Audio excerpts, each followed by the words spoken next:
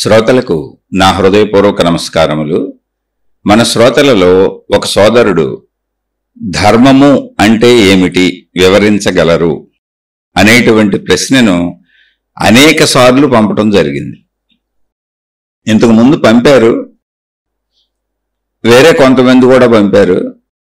దానికి ప్రెజెంట్ ఇప్పుడు నేను సమాధానం చెప్పలేదు. కారణం ఏంటి అంటే ధర్మము అంటే ఏమిటి అనేది ఇంతకుముందు నేను అనేక శీర్షికల్లో చెప్పాను. బహుశా వెనక శీర్షికలు విని ఉండరు. అందుకని మళ్ళీ కొంతమంది కొత్త వాళ్ళు మళ్ళీ పాత వాటినే అడుగుతూ ఉంటారు. పాత వాటిని అంటే మీన్స్ ఇంతకుముందు చెప్పాను అని. సరే, అయినా పర్వాలేదు. ఆధ్యాత్మికత ఇది. మనం సంపూర్ణంగా మన గురించి మనం తెలుసుకునే వరకు, సంపూర్ణంగా మనం మంచివాళ్ళం అయ్యే వరకు, సంపూర్ణంగా మనం ఆ మంచిని మన జీవితంలో ఆచరించే వరకు, ఆ పూర్ణత్వాన్ని గ్రహించే వరకు ఎన్నిసార్లు ఒక విషయాన్ని తిరిగి చెప్పుకున్నా తప్పులేదు. కాబట్టి మళ్ళీ చెప్పుకుందాం. ధర్మము అన్నప్పుడు ప్రపంచంలో మనకు అనేకం కనపడుతున్నాయి. అంటే సృష్టి, ప్రకృతి, విశ్వము, ఈ పదాలన్నీ మన చుట్టూ ఉన్నటువంటి ప్రపంచం గురించి మాట్లాడుకుంటున్నాం. కనపడుతున్నప్పుడు ఆ వస్తువులు, ఆ పదార్థములు లేదా సృష్టిలో ఉన్నటువంటి అనేకము ఏవైతే అవి వాటికి సంబంధించినటువంటి వృత్తులను, ప్రవృత్తులను, స్వభావములను ఉన్నది ఉన్నట్టుగా వ్యక్తపరుస్తూ ఉంటాయి. అవి వాటి ధర్మాలు. ధర్మము అంటే అది. ఇప్పుడు సూర్యుడు వెలుతురుని ఇస్తున్నాడు. అయితే మనకు వెలుతురును ఇవ్వటం కోసం సూర్యుడు ప్రకాశించటం లేదు. ఈ విషయం తెలుసుకోవాలి. ఇంకా సూర్యుడు వలన విశ్వంలో ఏం జరుగుతుందో మనకు తెలియదు. భూమి వరకు సూర్యుడు వలన బ్రతకడానికి ఆధారంగా ఉంది. సూర్యుడు అనేటువంటి సూర్యరశ్మి అనేటువంటి వెలుగు భూమి మీదకి రాకపోతే భూమి మీద ఉన్న వాతావరణంలో అసలు ఏ మనుషులు కానీ, జంతువులు కానీ, చెట్లు కానీ, పుట్టలు కానీ ఇవేవీ ఉండటానికి ఛాన్స్ లేదు. అంటే సూర్యుడు ఉండటం వలన భూమి మీద జీవరాశి ఉంది. మిగిలిన మనకు తెలియదు. ఇంకా చాలా జరుగుతుందో ఉందో లేదో, ఉపయోగం ఉందో లేదో కూడా తెలియదు. అయితే సూర్యుడు అనేటువంటి ఎవరైనా, మీరు దేవుడు అనుకుంటారా, గ్రహం అనుకుంటారా, గోళం అనుకుంటారా, సైన్స్ ప్రకారం అది కూడా ఒక గ్రహం అంతే. ఒక మండుతున్న అగ్నిగోళము అంతే. అది మండుతున్న అగ్నిగోళము యొక్క వెలుగు మన దాకా వచ్చింది. ఇది సత్యం. సరే, దాన్ని ఎవరికి తోచిన విధానాలలో, వాళ్ళ పద్ధతుల్లో, వాళ్ళ మతాల్లో, వాళ్ళ విధానాలలో వాళ్ళు తయారు చేసుకున్నారు. అక్కడ సూర్య భగవానుడు అని కూడా అనుకోవచ్చు. మనకు ఉపయోగపడి మనం దాని మీదే బతుకుతున్నాం కాబట్టి, మన ఆధారత కాబట్టి, అంటే భూమి మీద ఉన్న సమస్తానికి ఆధారత కాబట్టి దైవీభావంతో పూజిస్తూ ఉండొచ్చు. ఏది తప్పు కాదు. కానీ అది ఒక మండుతున్న అగ్నిగోళం. ఇప్పుడు అసలు మండుతున్న అగ్నిగోళాన్ని అక్కడ ఎవరు ఉంచారు, ఎందుకు ఉంచారు? ఈ ప్రశ్నలకు సమాధానాలు ఉండవు. అది ఉందంతే.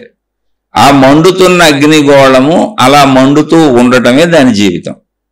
అంటే సూర్యుడు అని మనం పేరు పెట్టుకొని పిలుచుకుంటున్నటువంటి ఆ సూర్య అని పిలువబడుతున్న గోళము, దేవుడు ఏదుందో వాళ్ళ జీవితాన్ని వాళ్ళు జీవిస్తున్నారు అంతే. మనలాగా జీవితం అని అనుకుంటే వాళ్ళ జీవితాన్ని వాళ్ళు జీవిస్తున్నారు.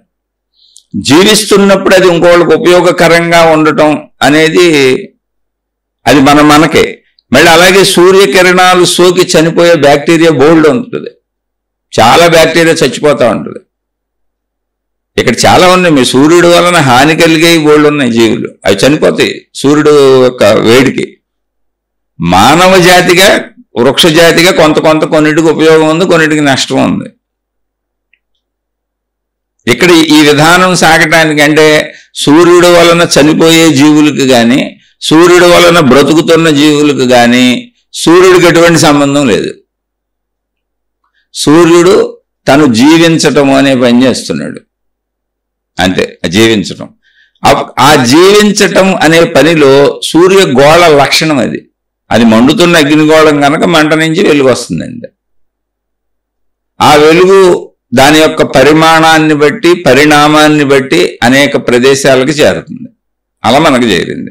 ఇక్కడ ధర్మము అంటే ఏంటంటే సూర్యుడు సత్యము, సూర్యుడు అనేది సత్యము. సూర్యుడు అనేటువంటి ఒక గ్రహం ఉంది, ఒక గోళం ఉంది, లేదా మీరు దేవుడు అనుకుంటే దేవుడు అనుకోండి, సత్యము. ఆ సత్యానికి మనం పెట్టుకున్న పేరు సూర్యుడు, మానవులు పెట్టుకున్న పేరు సూర్యుడు. అది సత్యము.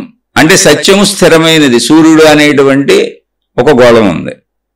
ధర్మము అంటే ఏంటంటే సూర్యుడు వలన జరుగుతున్నది. సూర్యుడు తన జీవితం జీవించటం అనేటువంటి మండటం అనేటువంటి ప్రక్రియ, మండుతున్న అగ్నిగోళం అనేది దాని జీవితం, దాని స్వభావం, అది అలాగే ఉంటుంది. దాని నుంచి వచ్చినటువంటి వెలుగు ప్రసరించటం అనేది ఉందే క్రియ జరుగుతుంది. ఆ వెలుగు చాలా దూరం వెళ్తుంది, ప్రసరిస్తుంది. అది ధర్మము. అంటే స్థితి సత్యము, శాశ్వతమైనటువంటి స్థితి సత్యము అని పిలువబడుతుంది. ధర్మము దాని ద్వారా జరిగే క్రియ, దాని లక్షణములు అనొచ్చు, దాని స్వభావం అనొచ్చు, దాని స్వరూపం అనొచ్చు, ఏదైనా దాని ద్వారా జరిగే క్రియ. అంటే సత్యము క్రియారూపమైతే ధర్మము. ధర్మము స్థిరము, అచలము, శాశ్వతముగా చెప్పాల్సి వస్తే సత్యము. సత్యధర్మాలు వేరువేరు కాదు. సత్యమే క్రియారూపమైతే ధర్మం, ధర్మమే స్థిర రూపానికి వచ్చి శాశ్వతమని చెప్పబడితే సత్యము. ఇలా సూర్యుడే కాదు, మొత్తం విశ్వంలో ఉన్న అన్నీ ఏదో ఒక దాన్ని వ్యక్తపరుస్తూనే ఉంటాయి. ఇప్పుడు చెట్లు ఉన్నాయి, అనేక రకాల చెట్లు ఆహార ధాన్యాలు ఉత్పత్తి చేస్తాయి. అలాగే అనేక రకాల చెట్లు విష పదార్థాలను కూడా ఉత్పత్తి చేస్తాయి. తినకూడనివి తింటే చనిపోతాం. కాబట్టి చెట్లన్నీ మనకు మేలే చేస్తున్నాయి అనడానికి లేదు. కొన్ని చెట్లు గాలి పీల్చుకోకూడదు, మనం కొన్ని చెట్లు గాలే పీల్చుకోవాలి. మనకి హాని కలిగించేటువంటి గాలులను ఉత్పత్తి చేసే చెట్లు కూడా చాలా ఉన్నాయి. అలాగే మనకు మేలు చేసేటువంటి చెట్లు కూడా చాలా ఉన్నాయి. అవి వాటి స్వభావములు, వాటి ధర్మములు. ధర్మము అంటే చెట్టు ఉన్నది అనేది సత్యము. ఈ చెట్టు నుంచి వచ్చినటువంటి గాలి కానీ, ఈ చెట్టు నుంచి వచ్చేటువంటి పండు కానీ, ఫలము కానీ మనకు మేలు చేస్తుందా, హాని చేస్తుందా, అది దాని ధర్మము, గుణము. దాన్ని మనం మార్చలేం. దాని లక్షణం అంతే, అది అలా వచ్చింది నేచర్లో.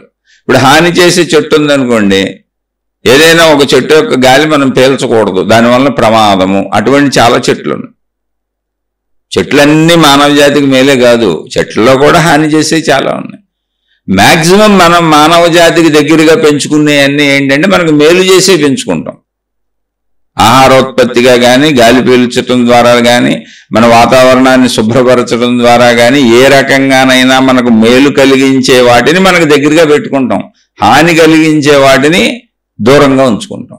కానీ హాని కలిగిస్తున్నాను, మేలు కలిగిస్తున్నాను అని చెట్టుకు తెలియదు. చెట్టు యొక్క లక్షణం అంతే, అది దాని జీవితం, అది జీవిస్తుంది. మనకి హాని చేయటం కోసము చెట్టు లేదు అక్కడ, మనకు మేలు చేయటం కోసము చెట్టు లేదు అక్కడ. చెట్టు అనేది సత్యము. ఆ చెట్టు ద్వారా వ్యక్తపరచబడుతున్నటువంటి దాని స్వభావము, గుణము, స్వరూపము ఏదుందో, అంటే మనుషుల భాషలో చెబుతున్నా, అంటే దాని ద్వారా కలిగే మేలు ఏదుందో, దాని ద్వారా కలిగే హాని ఏది ఉందో దాంతో దానికి సంబంధం లేదు. అది దాని ధర్మము, అది దాని గుణము, అది దాని స్వభావము, అదే ధర్మము. చెట్టు సత్యము, చెట్టు నుంచి జరిగేటువంటి లాభ నష్టములు ధర్మము. అంటే క్రియాత్మకమైందంతా ధర్మము. అలా ప్రతి పదార్థానికి ఒక స్వభావం ఉంటుంది, ఒక గుణం ఉంటుంది, దాని నుంచి ఒక ఉపయోగం ఉంటుంది, ఒక నిరుపయోగం ఉంటుంది, ఒక దురుపయోగం ఉంటుంది, ఏదో ఉంటుంది. అలా అన్నింటికీ ఇక్కడ ఉంటాయి. సృష్టిలో వ్యక్తపరచబడిన అన్నింటికీ ఏదో ఒక స్వభావం, ఏదో ఒక గుణం, ఏదో ఒక ప్రయోజనం, ఏదో ఒక దుష్ప్రయోజనం, ఏదో ఒక సత్ప్రయోజనం, ఏదో ఒక నిష్ప్రయోజనం అన్నీ ఉంటాయి. అది ఎవరికి దుష్ప్రయోజనం, ఎవరికి నిష్ప్రయోజనం అంటే తెలియదు. మళ్ళీ మానవులకు ఉపయోగకరమైన కొన్ని రకాల జంతువులకు ఉపయోగం కాకపోవచ్చు, కొన్ని రకాల జంతువులకు ఉపయోగమైన మానవులకి హానికరమైనవి కావచ్చు. ఇలా పరిశీలించుకుంటూ వెళ్ళాల్సిందంటే ధర్మము అంటే. అలా మొత్తంగా సృష్టి వ్యక్తపరచబడినటువంటి సృష్టి ఉందే, సృష్టి అసలు ధర్మము.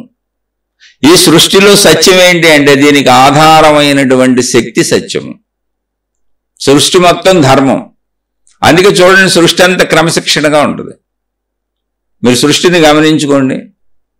ఇప్పుడు భూమి మీద మనం ఉన్నాం, భూమి మీద మనం జీవిస్తున్నాం.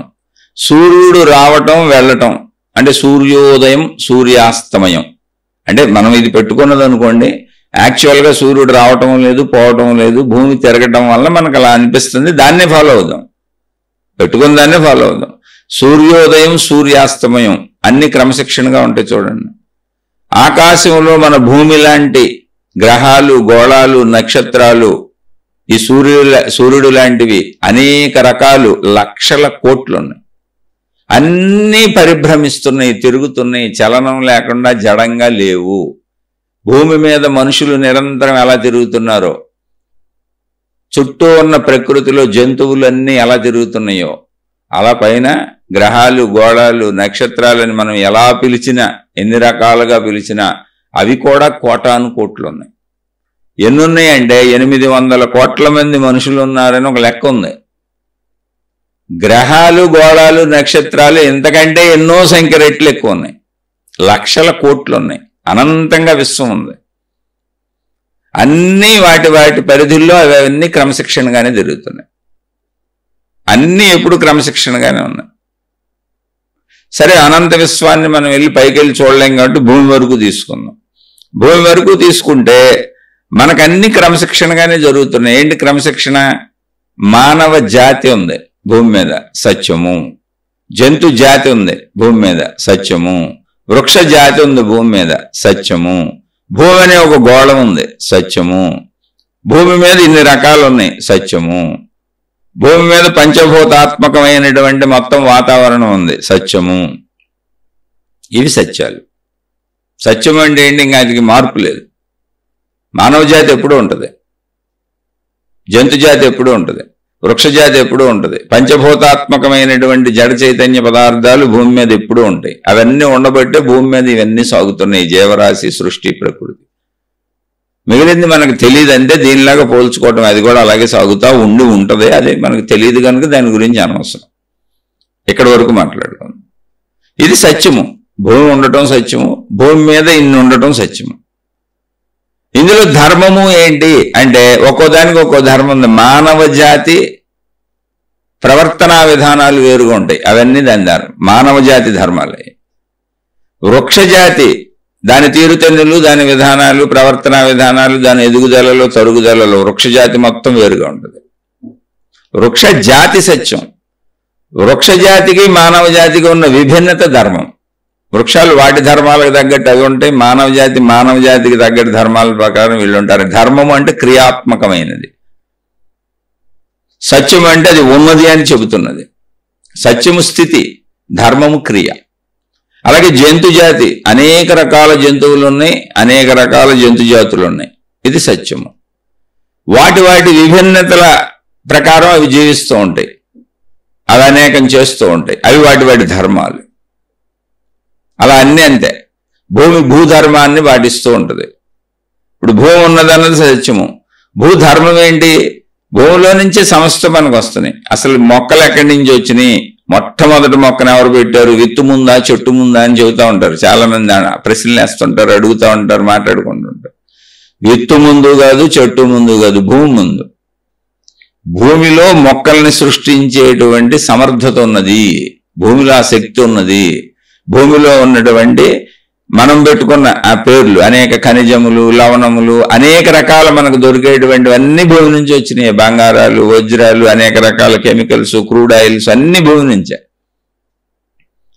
అలా అక్కడ ఉన్నటువంటి ఆ భూమిలో ఉన్నటువంటి రకరకాల కాంబినేషన్స్ చేత రకరకాల మొక్కలను భూమి ఉత్పత్తి చేసింది. అందుకని చెట్టు ముందు కాదు, విత్తు ముందు కాదు, భూమి ముందు. అది భూమి ధర్మము. భూమి ఉండటము అనేది సత్యము. భూమి నుంచి ఏమేమి ఉత్పత్తి అవుతున్నాయి, ఏం క్రియలు జరుగుతున్నాయి అనేది. భూమి క్రియ జరగకపోతే, భూమి నుంచి భూమిలో చలనం లేకపోతే, శక్తి లేకపోతే, ప్రక్రియ జరగకపోతే మొక్కలు ఎలా వస్తాయి అసలు? అది దాని ధర్మము. భూమి తన ధర్మాన్ని దాన్ని చేస్తుంది. అలాగే వాయువు పీల్చుకొని బతుకుతున్నాం మనం. వాయువు అనేది ఉన్నది సత్యము. ఆ వాయువు అనేది ప్రసరించటము దాని ధర్మము. అంటే గాలి కదులుతుంది, ప్రసరిస్తుంది, వేస్తుంది, దాని ధర్మము. సూర్యుడు వెలుగుతాడు, కిరణాలు వస్తాయి, సూర్యరశ్మి వస్తుంది, అది దాని ధర్మము. సూర్యుడు సత్యము, సూర్యరశ్మి ధర్మము. వాయువు సత్యము, వాయువు వేచటము ధర్మము. వాయువు వేచటము ద్వారా వాయువు పీల్చుకొని జంతువులు, మనుషులు, వృక్షాలు అనేకం బ్రతుకుతున్నాయి.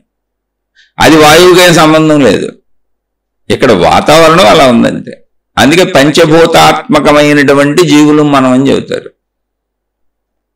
వేచటం వాయువు ధర్మం. అలాగే నీరుంది, నీరు మన దాహం తీరుస్తుంది. నీరు ఎప్పుడు మీరు అది డౌన్కే ప్రవహిస్తుంది, అంటే పల్లానికి ప్రవహిస్తుంది. అలా నీటి లక్షణాలు ఏమున్నాయో, నీటి ద్వారా జరుగుతున్న క్రియలు ఏమున్నాయో అవన్నీ దాని ధర్మాలు, నీటి ధర్మాలు అవి. నీరు సత్యము. సత్యము అంటే స్థితి, ధర్మము అంటే దాని యొక్క క్రియ.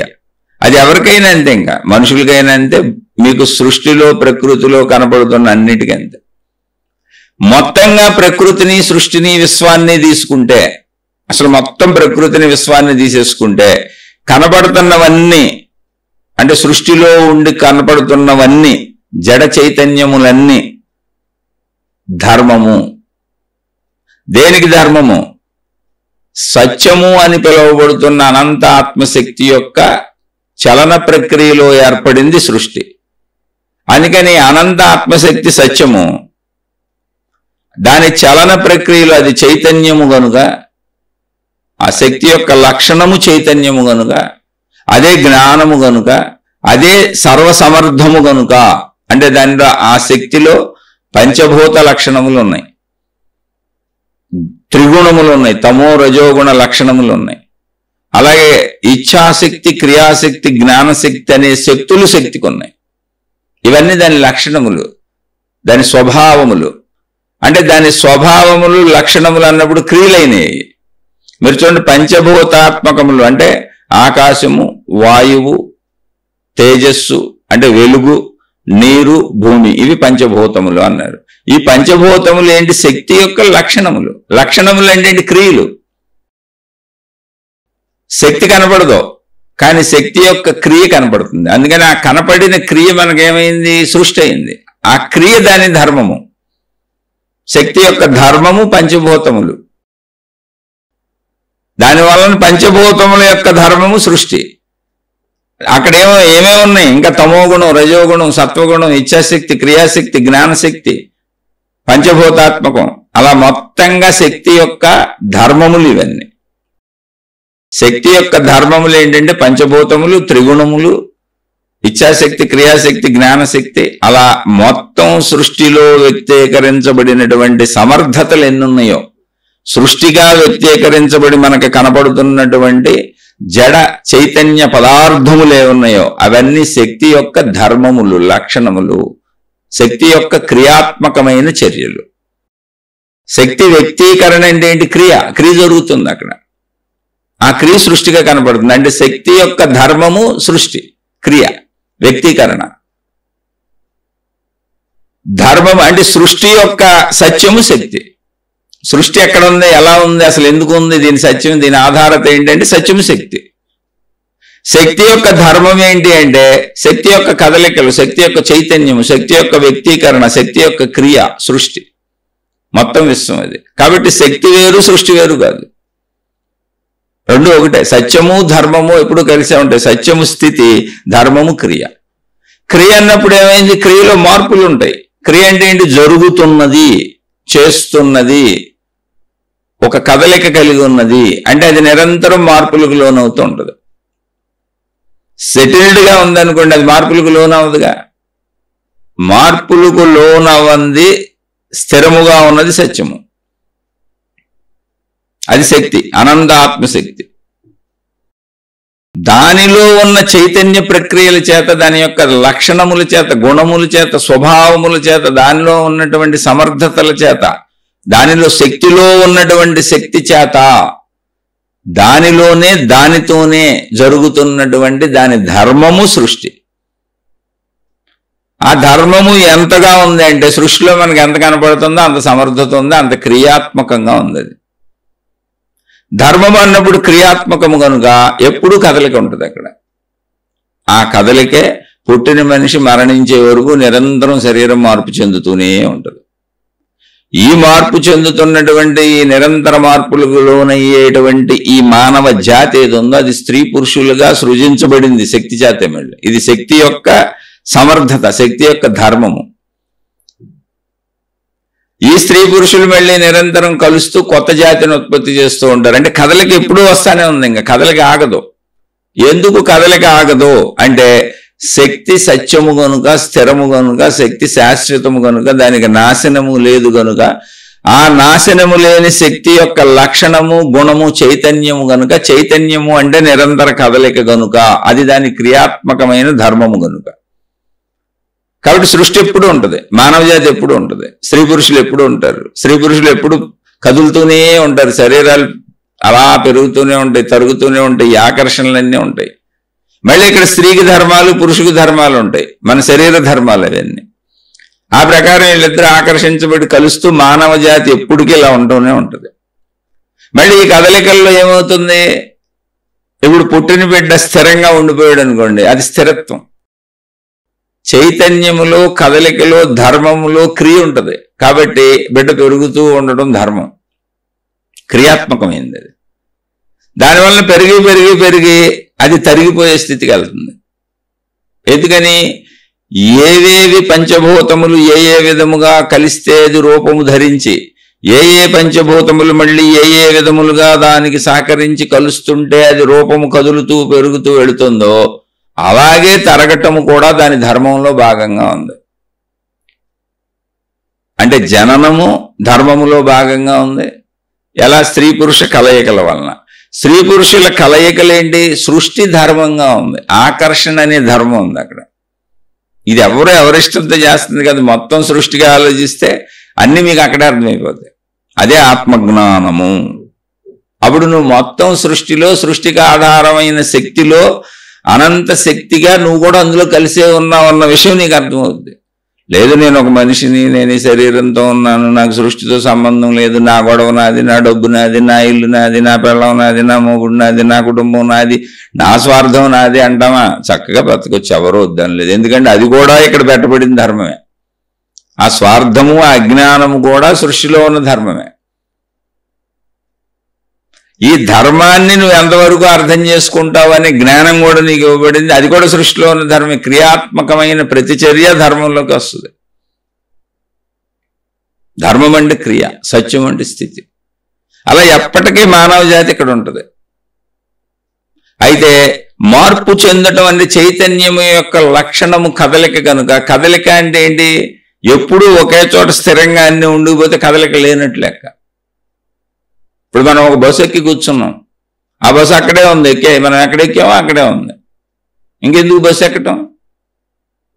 అది అక్కడే ఉంది, కదలిక లేదు, అది స్థిరత్వం, స్థిరంగా ఉంది అది. ఇప్పుడు మనం ఎక్కిన బస్సు స్టార్ట్ అయింది, మొదలై వెళ్తుంది ఏంటంటే నిరంతరం మార్పు చెందుతుంది, ప్రదేశాలు మారిపోతుంది. బస్సు మారదు, బస్సులో కూర్చున్న మనుషులు మారరు, కానీ ప్రదేశాలు మారిపోతున్నాయి. నిరంతరం మార్పుకు లోనవుతూ బస్సు ముందుకు వెళ్తుంది. అందుకే ఎక్కాం. మనం ఎక్కడో ఏదో ఊరు వెళ్ళాలి, అక్కడ దిగాలి. అది బస్సు యొక్క ధర్మము. అందుకే బస్ స్టాండ్లు కట్టారు. ఆ ఊళ్ళు తీసుకెళ్ళడానికి తన ధర్మాన్ని అది పాటించుకుంటుంది. ఒక వ్యవస్థను మనం ఏర్పాటు చేసుకున్నాం, అది ధర్మము. ఇప్పుడు తీరా ఎక్కినాక టికెట్ కొట్టి డబ్బులు తీసుకొని మనం బస్సు ఎక్కినాక మేము ఈ బస్సు ఎక్కడికే వెళ్దాం, ఎక్కడికే కదలదా అన్నారు అనుకోండి, మనం ఏమంటాం? అధర్మం అంటాం. ఇదేంటి మా డబ్బులు తీసుకున్నారు, మేము ఎక్కించుకున్నారు, ఆ ఊర్లో దింపుతాం అన్నారు, మీరు ఇప్పుడు మమ్మల్ని దింపరా, అధర్మము అన్యాయము అనేది అక్కడ వస్తుంది. ఇది ధర్మము అంటే. అలా మానవ జాతి ఎప్పుడూ ఉంటుంది, వృక్ష జాతి ఎప్పుడూ ఉంటుంది, జంతు జాతి ఎప్పుడూ ఉంటుంది, పంచభూతాలు ఎప్పుడూ ఉంటాయి, సృష్టి అంతా ఎప్పుడూ ఉంటుంది. కానీ ఇందులో మరి చైతన్యం అనే కదలిక ఉంది కదా. ఆ కదలిక ఏంటి అంటే ఉన్నవన్నీ మార్పులు చెందిపోతూ అంతమైపోతూ, కొత్త వస్తువు అంతమైపోతూ, కొత్త వస్తువు అంతమైపోతూ. కొత్తవి వస్తూ ఎక్కడి నుంచి వస్తున్నాయి? శక్తి నుంచి వస్తున్నాయి. అంటే శాశ్వతమైనటువంటి స్థిరమైనటువంటి సత్యముగా పిలువబడేటువంటి అనంత ఆత్మశక్తి యొక్క చైతన్య కదలికల వలన, తనలోనే తాను అది కదలటం వలన సృష్టి ఏర్పడుతుంది. కాబట్టి ఎక్కడి నుంచి వచ్చినాయి అన్ని పంచభూతాలకు వచ్చినాయి. ఫస్ట్ పంచభూతాల నుంచి జీవులన్నీ వస్తున్నాయి. ఆ జీవులన్నింటిలో మానవ జాతి ఎలా నిర్మించబడింది. ఇదంతా విధానం. ఎందుకని చైతన్య లక్షణం అంతా క్రమశిక్షణగానే ఉంటుంది. ఎందుకు క్రమశిక్షణగా ఉంటుంది? క్రమశిక్షణ ఎందుకు మారదు, ఎడాపెడా ఇష్టం వచ్చినట్టుగా ఎందుకు జరగదు అంటే, శక్తి ఎప్పుడు స్థిరంగా దాని చలనము, దాని చైతన్యము, దాని జ్ఞానశక్తి, దాని ఇచ్ఛాశక్తి, దాని క్రియాశక్తి, దాని పంచభూతాత్మకత, దాని త్రిగుణాత్మకత అన్ని స్థిరంగా ఒకేలా ఉన్నాయి. శక్తి ఎప్పుడు సత్యంగా ఉంది. సత్యస్థితి మారదు. సత్యస్థితి మారదు కనుక దాని చలన స్థితి మారదు. దాని చలన స్థితి మారదు గనక దాని స్వభావాలు మారవు గనక, దాని చైతన్యత మారదు గనక, దాని పంచభూతాత్మకత మారదు గనక, దాని త్రిగుణాత్మకత మారదు గనక, దాని ఇచ్ఛాశక్తి, క్రియాశక్తి, జ్ఞానశక్తి అనే శక్తి లక్షణములు ఎప్పుడు మారవు గనక అన్ని క్రమశిక్షణగా జరుగుతూ ఉంటాయి అంతే. ఎందుకని అది శాశ్వత సత్యము, దాని చైతన్యము శాశ్వత సత్యము, దాని లక్షణములు శాశ్వత సత్యము. అందుకని ఎప్పటికీ అది మారదు గనక సృష్టి ఎప్పుడు ఇలాగే ఉంటుంది. ఎప్పటికీ సృష్టిలో ఉంటుంది. మరి మారేది ఏంటి? దాని చైతన్య లక్షణము కనుక అది ధర్మము, క్రియాత్మకము ధర్మము. అందుకని ఏర్పడినటువంటి జీవులు ఎక్కడి నుంచి ఎలా ఏర్పడినాయో మళ్ళీ అక్కడికి వెళ్ళి అలాగే కలిసిపోతున్నాయి. దాన్నే జననము మరణము అన్నాం. అలా ఎందుకు జరుగుతుంది అంటే, పుట్టుక నుంచి అంటే కొన్ని రకాల కలయికల చేత, చైతన్య కదలికల చేత జననం అయింది, వ్యక్తీకరించటం అయింది. ఆ వ్యక్తీకరించబడింది నిరంతరం పంచభూతాత్మకమైనటువంటిది దానితో కలుస్తూ అది నిరంతరం పెరుగుతూ సాగింది. అలా పంచభూతాత్మకమైనటువంటి వాటిని కలుస్తూ కలుస్తూ పెరుగుతూ పెరుగుతూ వెళుతూ తన వ్యక్తీకరణను కోల్పోతుంది అది. ఎందుకని అంటే కదలిక లక్షణమే అది కనుక. కదలిక మళ్ళీ వెళ్ళిన కదలిక పంచభూతాత్మకంతో ఏర్పడింది. దాని సమర్థత అంటే ఏర్పడిన దాని సమర్థత ఎంతవరకు ఉందో అంతవరకు ప్రయాణించి విస్తరించి అక్కడి నుంచి సమర్థతను, శక్తిని కోల్పోయి తరుగుదలకు వెళ్ళిపోతుంది. ఆ తరుగుదలలో మరణానికి వెళ్ళిపోతుంది. దాన్ని మనం మరణం అన్నాం. అవి వృక్షాలైనంతే, మనుషులైనంతే, జంతువులైనంతే, జడ చైతన్య పదార్థములు ఏవైనా అంతే. కాకపోతే మనకి జడ పదార్థముల యొక్క వివరములు కనిపెట్టలేం. ఎందుకంటే కొండలు, గుట్టలు, నదులు, సముద్రాలు వాటి ఆయు ప్రమాణం మనకు తెలియదు. మనదే పరిమిత ఆయు ప్రమాణం. ఆయువు అనేది అలా ఏర్పడింది. అంటే కలయికల చేత ఏమేమి ఎలా కలిసినాయో ఆ కలిసినప్పుడు పంచభూతాత్మకమైన కలయికల యొక్క ఆ సమర్థత, కదలికల యొక్క ఆ కదలికలలో ఏర్పడినటువంటి కలయికల సమర్థత ఆయువుగా మారింది. అది మానవ జాతికి అంత క్రమశిక్షణగా ఉంటుంది, జంతు జాతికి అంత క్రమశిక్షణగా ఉంటుంది, వృక్షజాతికి అంత క్రమశిక్షణగా ఉంటుంది, మొత్తం సృష్టి అంతా క్రమశిక్షణగా ఉంటుంది. అందుకే ఏం మార్పులు ఉండదు. చూడండి, మానవ జాతిలో ఎవరు పుట్టినా స్త్రీ పురుషులు కలిస్తేనే పుట్టాలి. పుట్టిన వాళ్ళు ఎవరైనా మాతృగర్భంలో 9 నెలలు అలాగే ఉండాలి. ఇవన్నీ ధర్మములు, సృష్టి ధర్మములు. ధర్మం అంటే ఇది. అలా పెరిగేటప్పుడు ఎవరైనా అలా మాతృగర్భంలోంచి బయటకు వచ్చి అందరూ ఒకే విధానంలో పెరుగుతారు. అంటే ఎంత మానవ జాతి రానివ్వండి భూమి మీదకి ఇంతే విధానం. ఆ జనరేషన్స్ మారిపోతూ ఉండొచ్చు, చనిపోయేవాళ్ళు చనిపోతుంటే వచ్చేవాళ్ళు వస్తూ ఉండొచ్చు, కానీ విధానం ఇంత క్రమశిక్షణ. అది ధర్మము. ధర్మం మారదు. అంటే మానవ జాతి పుట్టుక, పెరుగుట, నశించుట, మళ్ళీ కొత్త మానవ జాతి వస్తూ ఉండుట, ఎప్పటికీ ఇది ఇలాగే జరుగుతూ ఉంటుంది, మార్పు ఉండదు. అది దాని ధర్మము. అలాగే వృక్ష జాతి, అలాగే జంతు జాతి, అలాగే వృక్ష జాతి నుంచి ఏర్పడినటువంటి కొన్ని వాయువులు, కొన్ని ఆహార పదార్థములు మానవులు స్వీకరించటం ద్వారా బ్రతకటము అనేది మళ్ళీ ధర్మము. అలా భూమి మీద ఉన్న సమస్తానికి అన్నింటినీ అన్నీ ఉండటానికి అనుకూలంగా అన్నీ సమకూరి ఉండటం అనేది ఉంది, అదే ధర్మము. అది సృష్టి ధర్మం. అన్ని సమకూరవి ఉంటాయి. సమకూరినవి ఎన్నున్నా వాటి పరిణామం, మళ్ళీ వాటి పరిమాణం, వాటి పరిణామం, వాటి నిర్ధారణ, ఆ కలయికల విధానంలో ఆయువు ఏర్పడి అది వ్యక్తీకరించబడటం, అంతమవటం అనేది జరుగుతూనే ఉంటుంది. అంటే జననము మరణము తప్పదు, ధర్మము మారదు. జననం నుంచి మరణం వరకు ఉండే ప్రక్రియ మధ్యలో జీవితం ఏది ఉందో అది మారదు. దేనికైనా అంతే, జంతువులకైనా అంతే, వృక్షాలకైనా అంతే, మనుషులకైనా అంతే. ఇవి ధర్మములు. సత్యము అంటే స్థితి, ధర్మము అంటే క్రియ. సత్యము క్రియాత్మకమైనప్పుడు ధర్మం అవుతుంది, వ్యక్తీకరించబడుతుంది. ధర్మము స్థిరమైనప్పుడు సత్యంగా పిలువబడుతుంది. అంటే క్రియ జరగకుండా సెటిల్డ్గా ఉన్నప్పుడు. ఇప్పుడు ఒక మనిషి అలా కూర్చొని ఉన్నాడు. మనిషి అక్కడ ఉన్నాడు సత్యము. అతను చెడ్డవాడా మంచివాడా, ఆమె చెడ్డదా మంచిదా తెలీదు మనకు. అది ఎప్పుడు తెలుస్తుంది? వాళ్ళు ప్రవర్తించినప్పుడు, వాళ్ళు కదిలినప్పుడు, మాట్లాడో పనులు చేసో కదిలో ఏదో చేస్తున్నప్పుడు వాళ్ళు చెడ్డవాళ్ళ మంచివాళ్ళ అనేది అర్థమవుతుంది. అంటే కదలిక వచ్చినప్పుడు వాళ్ళ యొక్క స్వభావము వ్యక్తీకరణలోకి వస్తుంది. అది ధర్మము. ధర్మం అంటే అది. అందుకని ఇప్పుడు మానవ జాతిగా మనం ఉన్నాం, వృక్ష జాతిగా ఉన్నాయి, జంతు జాతిగా ఉన్నాయి. ఇప్పుడు కొన్ని జంతువులు క్రూర జంతువులు ఉన్నాయి. సాధు జంతువుల్ని చంపుకొని తింటాయి. మనుషులు కనబడినా చంపుకు తినేస్తాయి. ఓ పాము కరిస్తే మనిషి చచ్చిపోతాడు. ఇది ధర్మమేనా అని అడిగామనుకోండి, మానవ జాతిలో మనకు అది అధర్మంగా ఉంటుంది. ఎవరో మనం ఏదో చేసేసినట్టు, శాపాలు పెట్టేసినట్టు, ఏ దేవుళ్ళు మనం చంపేస్తున్నట్టు, లేదా ప్రత్యేకంగా ఇంకా వేరే దేవుళ్ళు వచ్చి వీళ్ళ నుంచి మనం కాపాడుతారన్నట్టు ఇంకా ఆ ప్రయత్నాలన్నీ చేసుకుంటాం. అంటే మనకు ఒక రక్షణ కోసం బోల్డ్ మంది దేవుళ్ళు ఉంటారు, శిక్షణ కోసం బోల్డ్ మంది దేవుళ్ళు ఉంటారు. శిక్షించే వాళ్ళు ఉంటారు, రక్షించే కాదు. పాముకు అసలు నాకు విషం ఉందని దానికి తెలియదు. పాము తన జీవితం జీవిస్తుంది. ఆ జీవిస్తున్నప్పుడు దానికి ఎదురుపడిన జీవులు ఏదైనా, అదే జీవైనా, ఇంకా వేరే జంతువు అయినా మనిషి అయినా, తనను తాను రక్షించుకోవటం కోసం దానికి ఉన్నది ఒకటి నోరు. పాము కాళ్ళు చేతులు మనలాగా ఏమి లేవు. అందుకని అది కరుస్తుంది. నోటితోనే అది ఏదన్నా చేయగలదు. ఆ నోటితో కరుస్తుంది. ఆ నోటిలో ఉన్నటువంటి కరిసేటువంటి కూరల్లో విషం ఉందని పాముకు కూడా తెలియదు. అది దాని జీవితం. అది విషం కాదు, అది జీవిస్తుంది అంతే. మానవులకు ఆ విషయం సూట్ అవ్వక మనుషులు చచ్చిపోతున్నారు అంతే. ఇప్పుడు మన మనుషుల్లో కూడా మళ్ళీ మీరు గమనించినట్టయితే మనుషుల్లో రక్తం అని ఉంటుంది. మనందరిలో రక్తం ఉంటుంది. మనం తిన్న ఆహారం అంతా రక్తం కింద మారుతుంది. అదే మనలో తిరిగే శక్తి. రక్తమే మనలో శక్తిగా శరీరం అంతా తిరిగి మనం బతికిస్తుంది. అంతా ఎర్రగానే మారుద్ది. మీరు ఎటువంటి ఆహారాలు తిన్నా ఎర్రటి చిక్కటి రక్తంగా చక్కగా తయారవుద్ది. మొత్తం ప్రయాణిస్తానే ఉంటుంది ద్రవ రూపంలో శరీరం అంతా. ఆ రక్తం ఎటెళ్ళదో అటు మనకు శరీర అవయవాలు పనిచేయవు. ఇప్పుడు పెరాలసిస్ వచ్చింది, ఒకవైపు పడిపోయిందంటే అటు రక్తం వెళ్ళట్లా, అటు నాడీ వ్యవస్థలోకి ఏదో అడ్డుపడింది. హార్ట్ అటాక్ వచ్చిందంటే అటు రక్తం వెళ్ళట్లా. హార్ట్ అటాక్ వచ్చి పోయాడు అంటే అక్కడ ఆ గుండె దగ్గర ఉన్న వాల్వుల్లో ఏ కొవ్వో పేరుకుపోయి ఏదో అడ్డం పడడం వల్ల అటు రక్తం వెళ్ళక చనిపోయారు. అలా బ్రెయిన్ స్ట్రోక్, ఏ స్ట్రోకులు వచ్చినా రక్తం వెళ్ళకపోవటమే కారణం. రక్తం మొత్తం శరీరం అంతా తిరుగుతున్నంతసేపు మనిషి హాయిగా ఉంటాడు, శరీర అవయవాలన్నీ హాయిగా ఉంటాయి.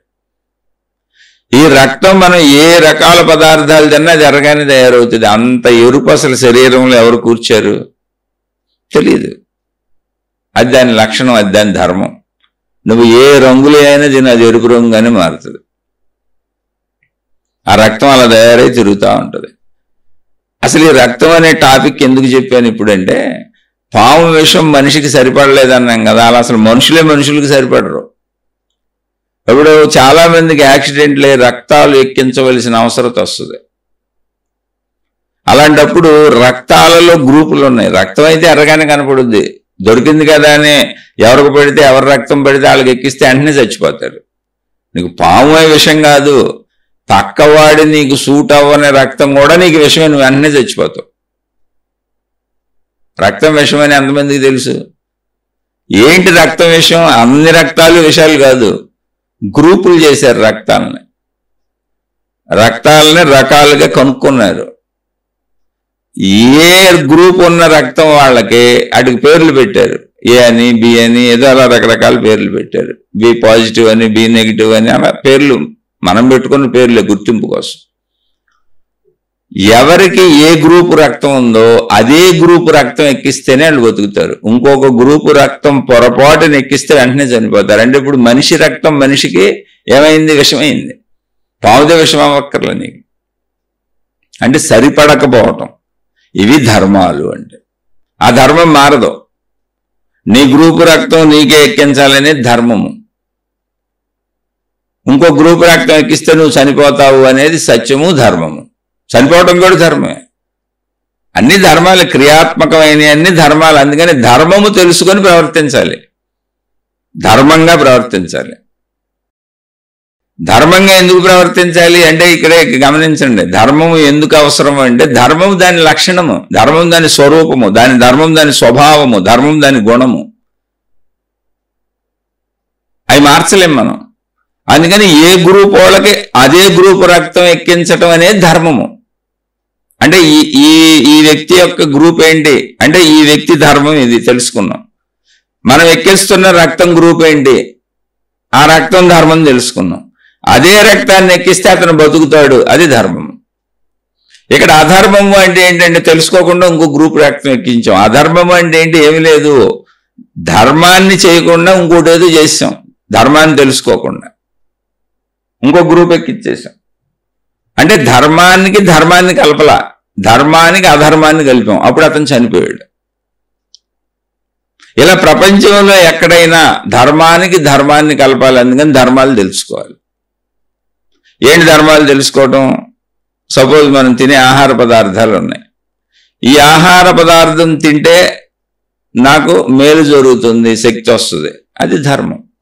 శరీరం వాటిని స్వీకరించింది కాబట్టి నేను ఇవి నాకు తింటే సరిపడుతుంది, అవి నేను తింటాను అంటే ఆహార పదార్థాల ధర్మం తెలుసుకున్నాను, నా శరీర ధర్మం తెలుసుకున్నాను, ఇవి నేను తినొచ్చు అనేది ధర్మం. అవి తింటాను, అవి తిన్నప్పుడు నాకు హాయిగా ఉంటుంది. అధర్మము అంటే ఏంటంటే ఈ ఆహార పదార్థాలు తింటే మనిషి చనిపోతాడు, అవి విషాహారం అవుతాయి, మనిషికి ప్రమాదం చేస్తుంది, అలా తినకూడదు. అంటే ఏంటి, ఇప్పుడు వ్యతిరేకత దాని ధర్మము, అవి మనిషికి సరిపడవు. ఆ సరిపడకపోవటం తప్పు కాదు, రైట్ కాదు, దాని ధర్మం అది. ఇక్కడ నీ శరీర ధర్మం ఏంటి, నువ్వు బ్రతికుండాలి అంటే నీ శరీరానికి సరిపోయేవే తినాలి నువ్వు. అంటే ధర్మాన్ని కలపాలి. సరిపోయేవి ధర్మాలు తెలుసుకొని ఆ సరిపోయే ధర్మాలని నీ శరీర ధర్మాలకు కలిపితే శరీరం ధర్మంగా జీవిస్తుంది, ముందుకు వెళ్తుంది, అంటే బతుకుతుంది. కాదు, నా శరీరానికి సరిపడనటువంటి దాన్ని నేను తినేశాను అంటే అధర్మాన్ని తినేశాను.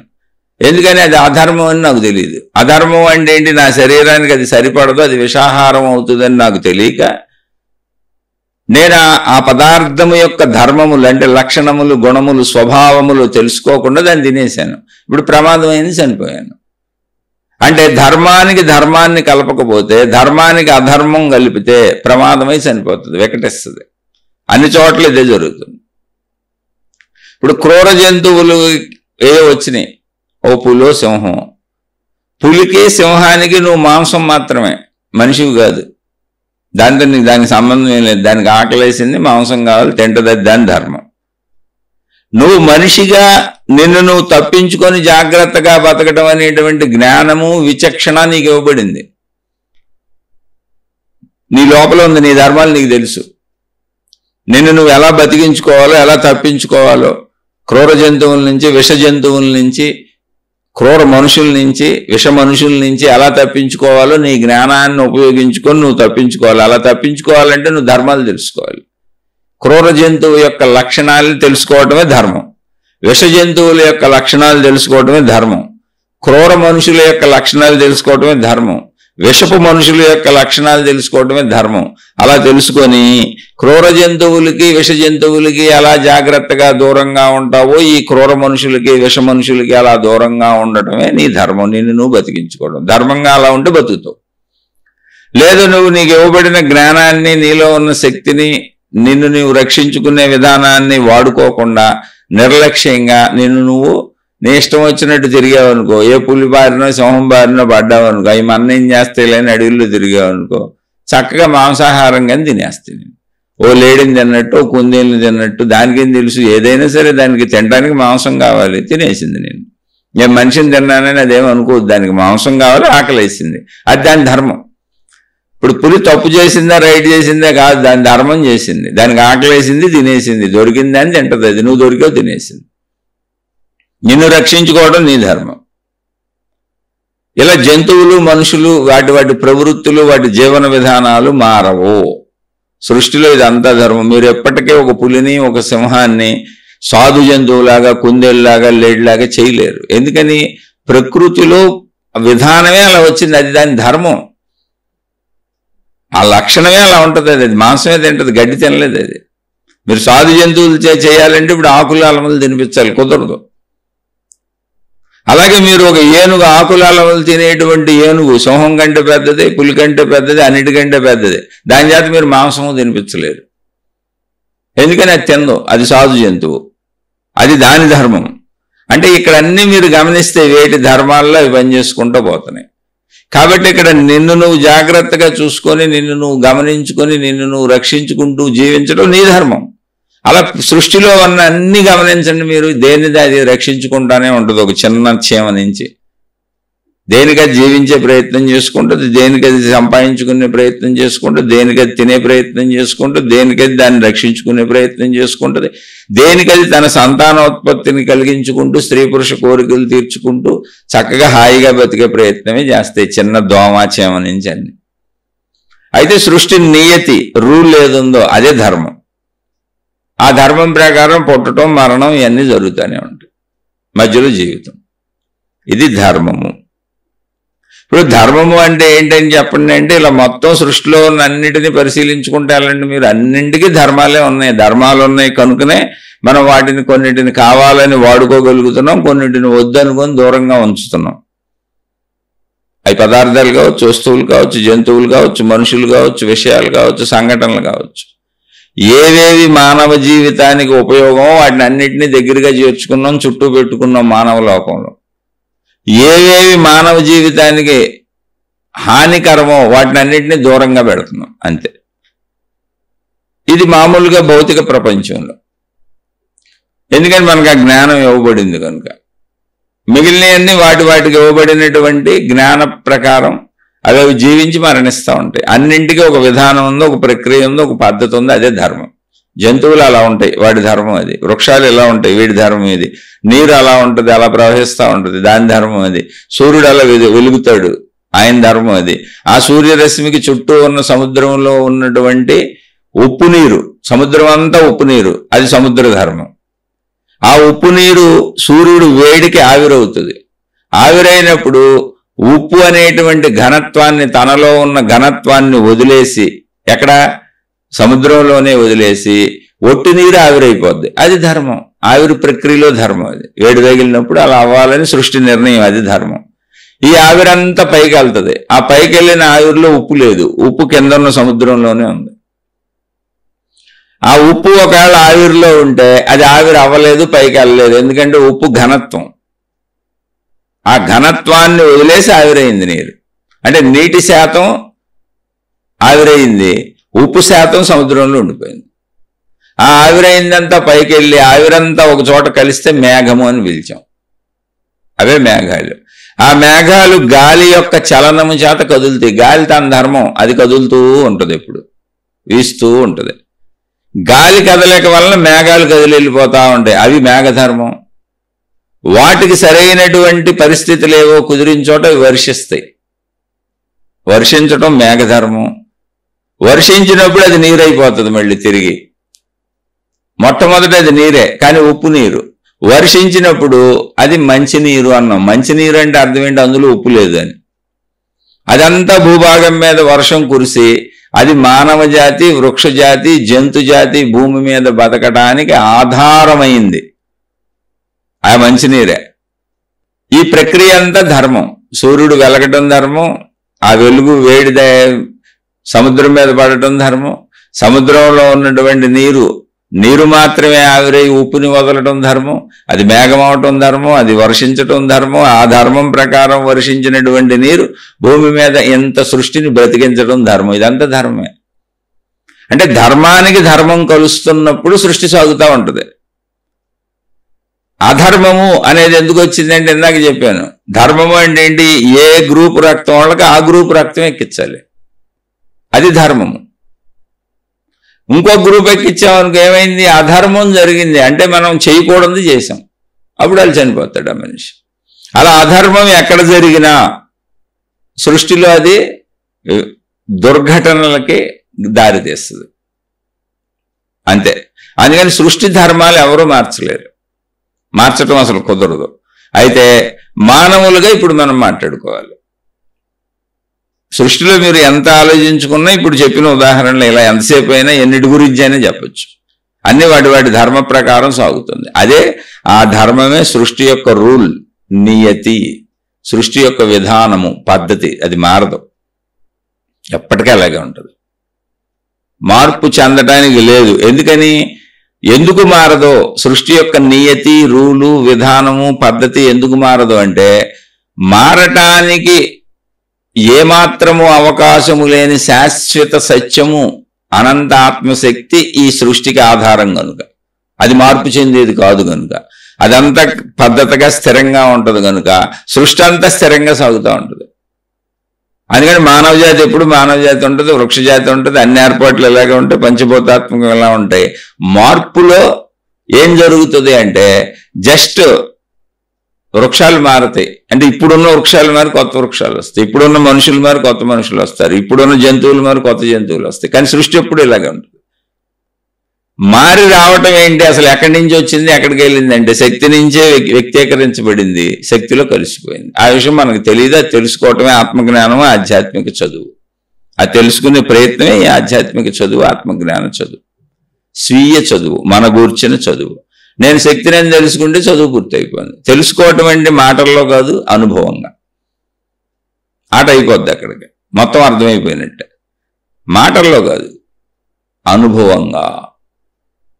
ఇప్పుడు మనుషులకు వచ్చినప్పుడు, ఇంకా సృష్టి మొత్తం ధర్మాలు ఎలాగే ఉంటాయనగా మనుషులకు వచ్చినప్పుడు మానవ జీవితంలో మనిషికి ఒక ప్రక్రియ ఉంది. ఏంటి, మనకి ఒక శరీరం ఉంది, ఆ శరీరానికి ఆహారాలు కావాలి, ఆ శరీరాన్ని బ్రతికించుకోవాలి. మనం 100 ఏళ్ళు ఇక్కడ బతుకుంటాం.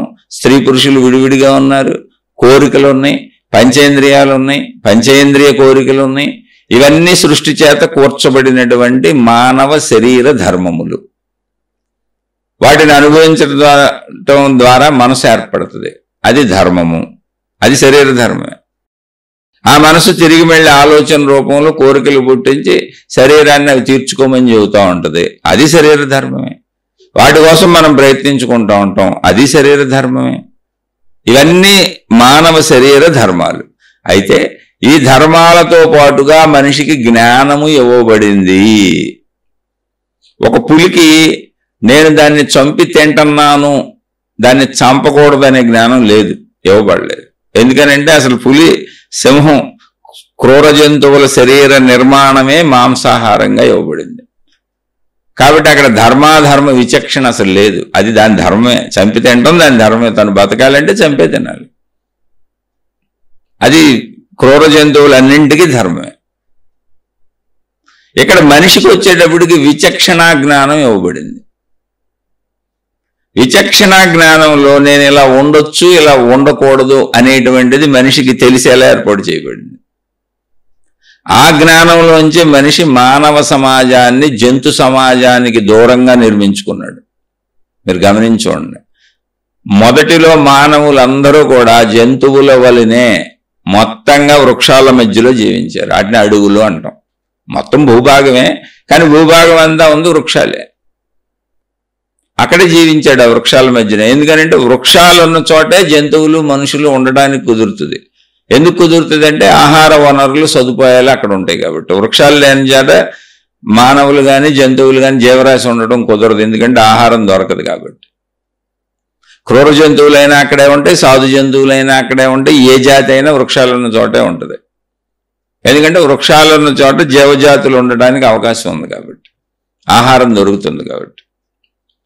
అయితే మనిషికి ఇవ్వబడినటువంటి జ్ఞానం అనేటువంటి స్పెషల్ ఎఫెక్ట్ ఏదుందో దాని వలన తనను తాను సంరక్షించుకోవడానికి మనిషి ఆ వృక్ష అంటే అడవి జంతువుల మధ్యలోంచి, అడవుల మధ్యలోంచి, ఆ వృక్షాల మధ్యలోంచి, ఆ భూభాగంలోంచి, ఆ ఆటవిక భూభాగంలోంచి, ఆ జంతు భూభాగంలోంచి విడిగా వచ్చి మానవ లోకం నిర్మించుకున్నాడు.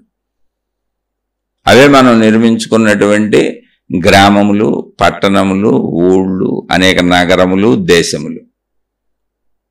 హాని లేని మానవ సమూహాలు తయారు చేసుకొని మనుషులందరూ కలిసి బతికేలా ఏర్పాట్లు చేసుకున్నారు. ఇది మానవ లోకం. అంటే జంతులోకం నుంచి దూరంగా వచ్చేసాం, ప్రమాదం లేకుండా. అది జ్ఞానం చేత ఏర్పడింది. ఆ తర్వాత అలా వచ్చిన మనం మానవులందరూ హాయిగా బ్రతకటానికి, మనమే మానవ లోకంలో అనేక నియమములు, పద్ధతులు, విధానములు, ధర్మములు పెట్టుకున్నాం, రూల్స్ అండ్ రెగ్యులేషన్స్. జ్ఞానం నీకు ఎలాగో పనిచేస్తుంది.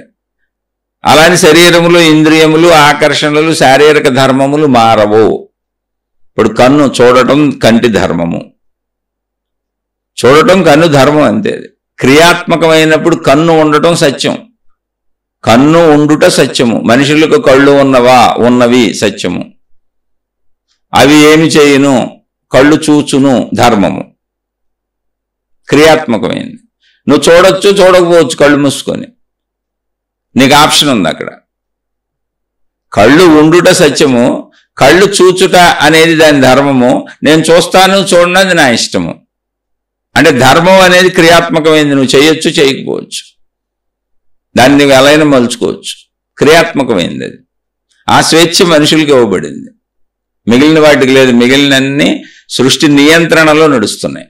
మనం కూడా నియంత్రణలోనే ఉన్నాం, కానీ కొంతవరకు స్వేచ్ఛ ఉంది. మనం శరీర నియంత్రణ దాటి వెళ్ళలేం. మన శరీరం ఇలాగే పనిచేస్తుంది, మనకు ఇవ్వబడిన జ్ఞాన ప్రకారమే ఆలోచించగలం, అంతకు మించి ఏం చేయలేం. మనం కూడా శరీరంలో ఇరకించబడే ఉన్నాం అన్నిటిలాగా. ఈ శరీరం యొక్క ఇంద్రియ పనితీరును మార్చలేం మనం, శరీర పనితీరును మార్చలేం మనం. ఆ పనితీరును మార్చలేము అనేది శరీరం యొక్క సత్యము. అది ఎలా పనిచేస్తుంది, దాన్ని ఎలా వినియోగించుకోవచ్చు అనేది ధర్మము, క్రియాత్మకమైంది. అక్కడ మనకు స్వేచ్ఛ ఉంది, మానవులకి స్వేచ్ఛ ఉంది. చూడొచ్చు, చూడకపోవచ్చు. కన్ను ఉండుట సత్యము, కన్ను చూచుట ధర్మము, అది క్రియ. నేను చూస్తాను, చూడను అనేది నీ ఇష్టము. ఎలాంటివి చూస్తాను, ఎలాంటివి చూడను అనేది నీ ఇష్టము. ఇక నీ ఇష్టం అదంతా. రకరకాలుగా చేయొచ్చు ఆ కన్ను అనే ఒక చూచుట అనే దాని ద్వారా. తర్వాత చెవి ఉండుట సత్యము, చెవి ద్వారా వినుట అనేది క్రియ ఏది ఉందో అది ధర్మము. ఆ ధర్మములో ఏ వింటాను, ఏం విన్నాం, ఎలాంటివి వింటాను, ఎలాంటివి విన్నాం, ఇదంతా నా ఇష్టం. అక్కడ ధర్మాన్ని నేను నా ఇష్టం వచ్చినట్టు మార్చుకుంటా.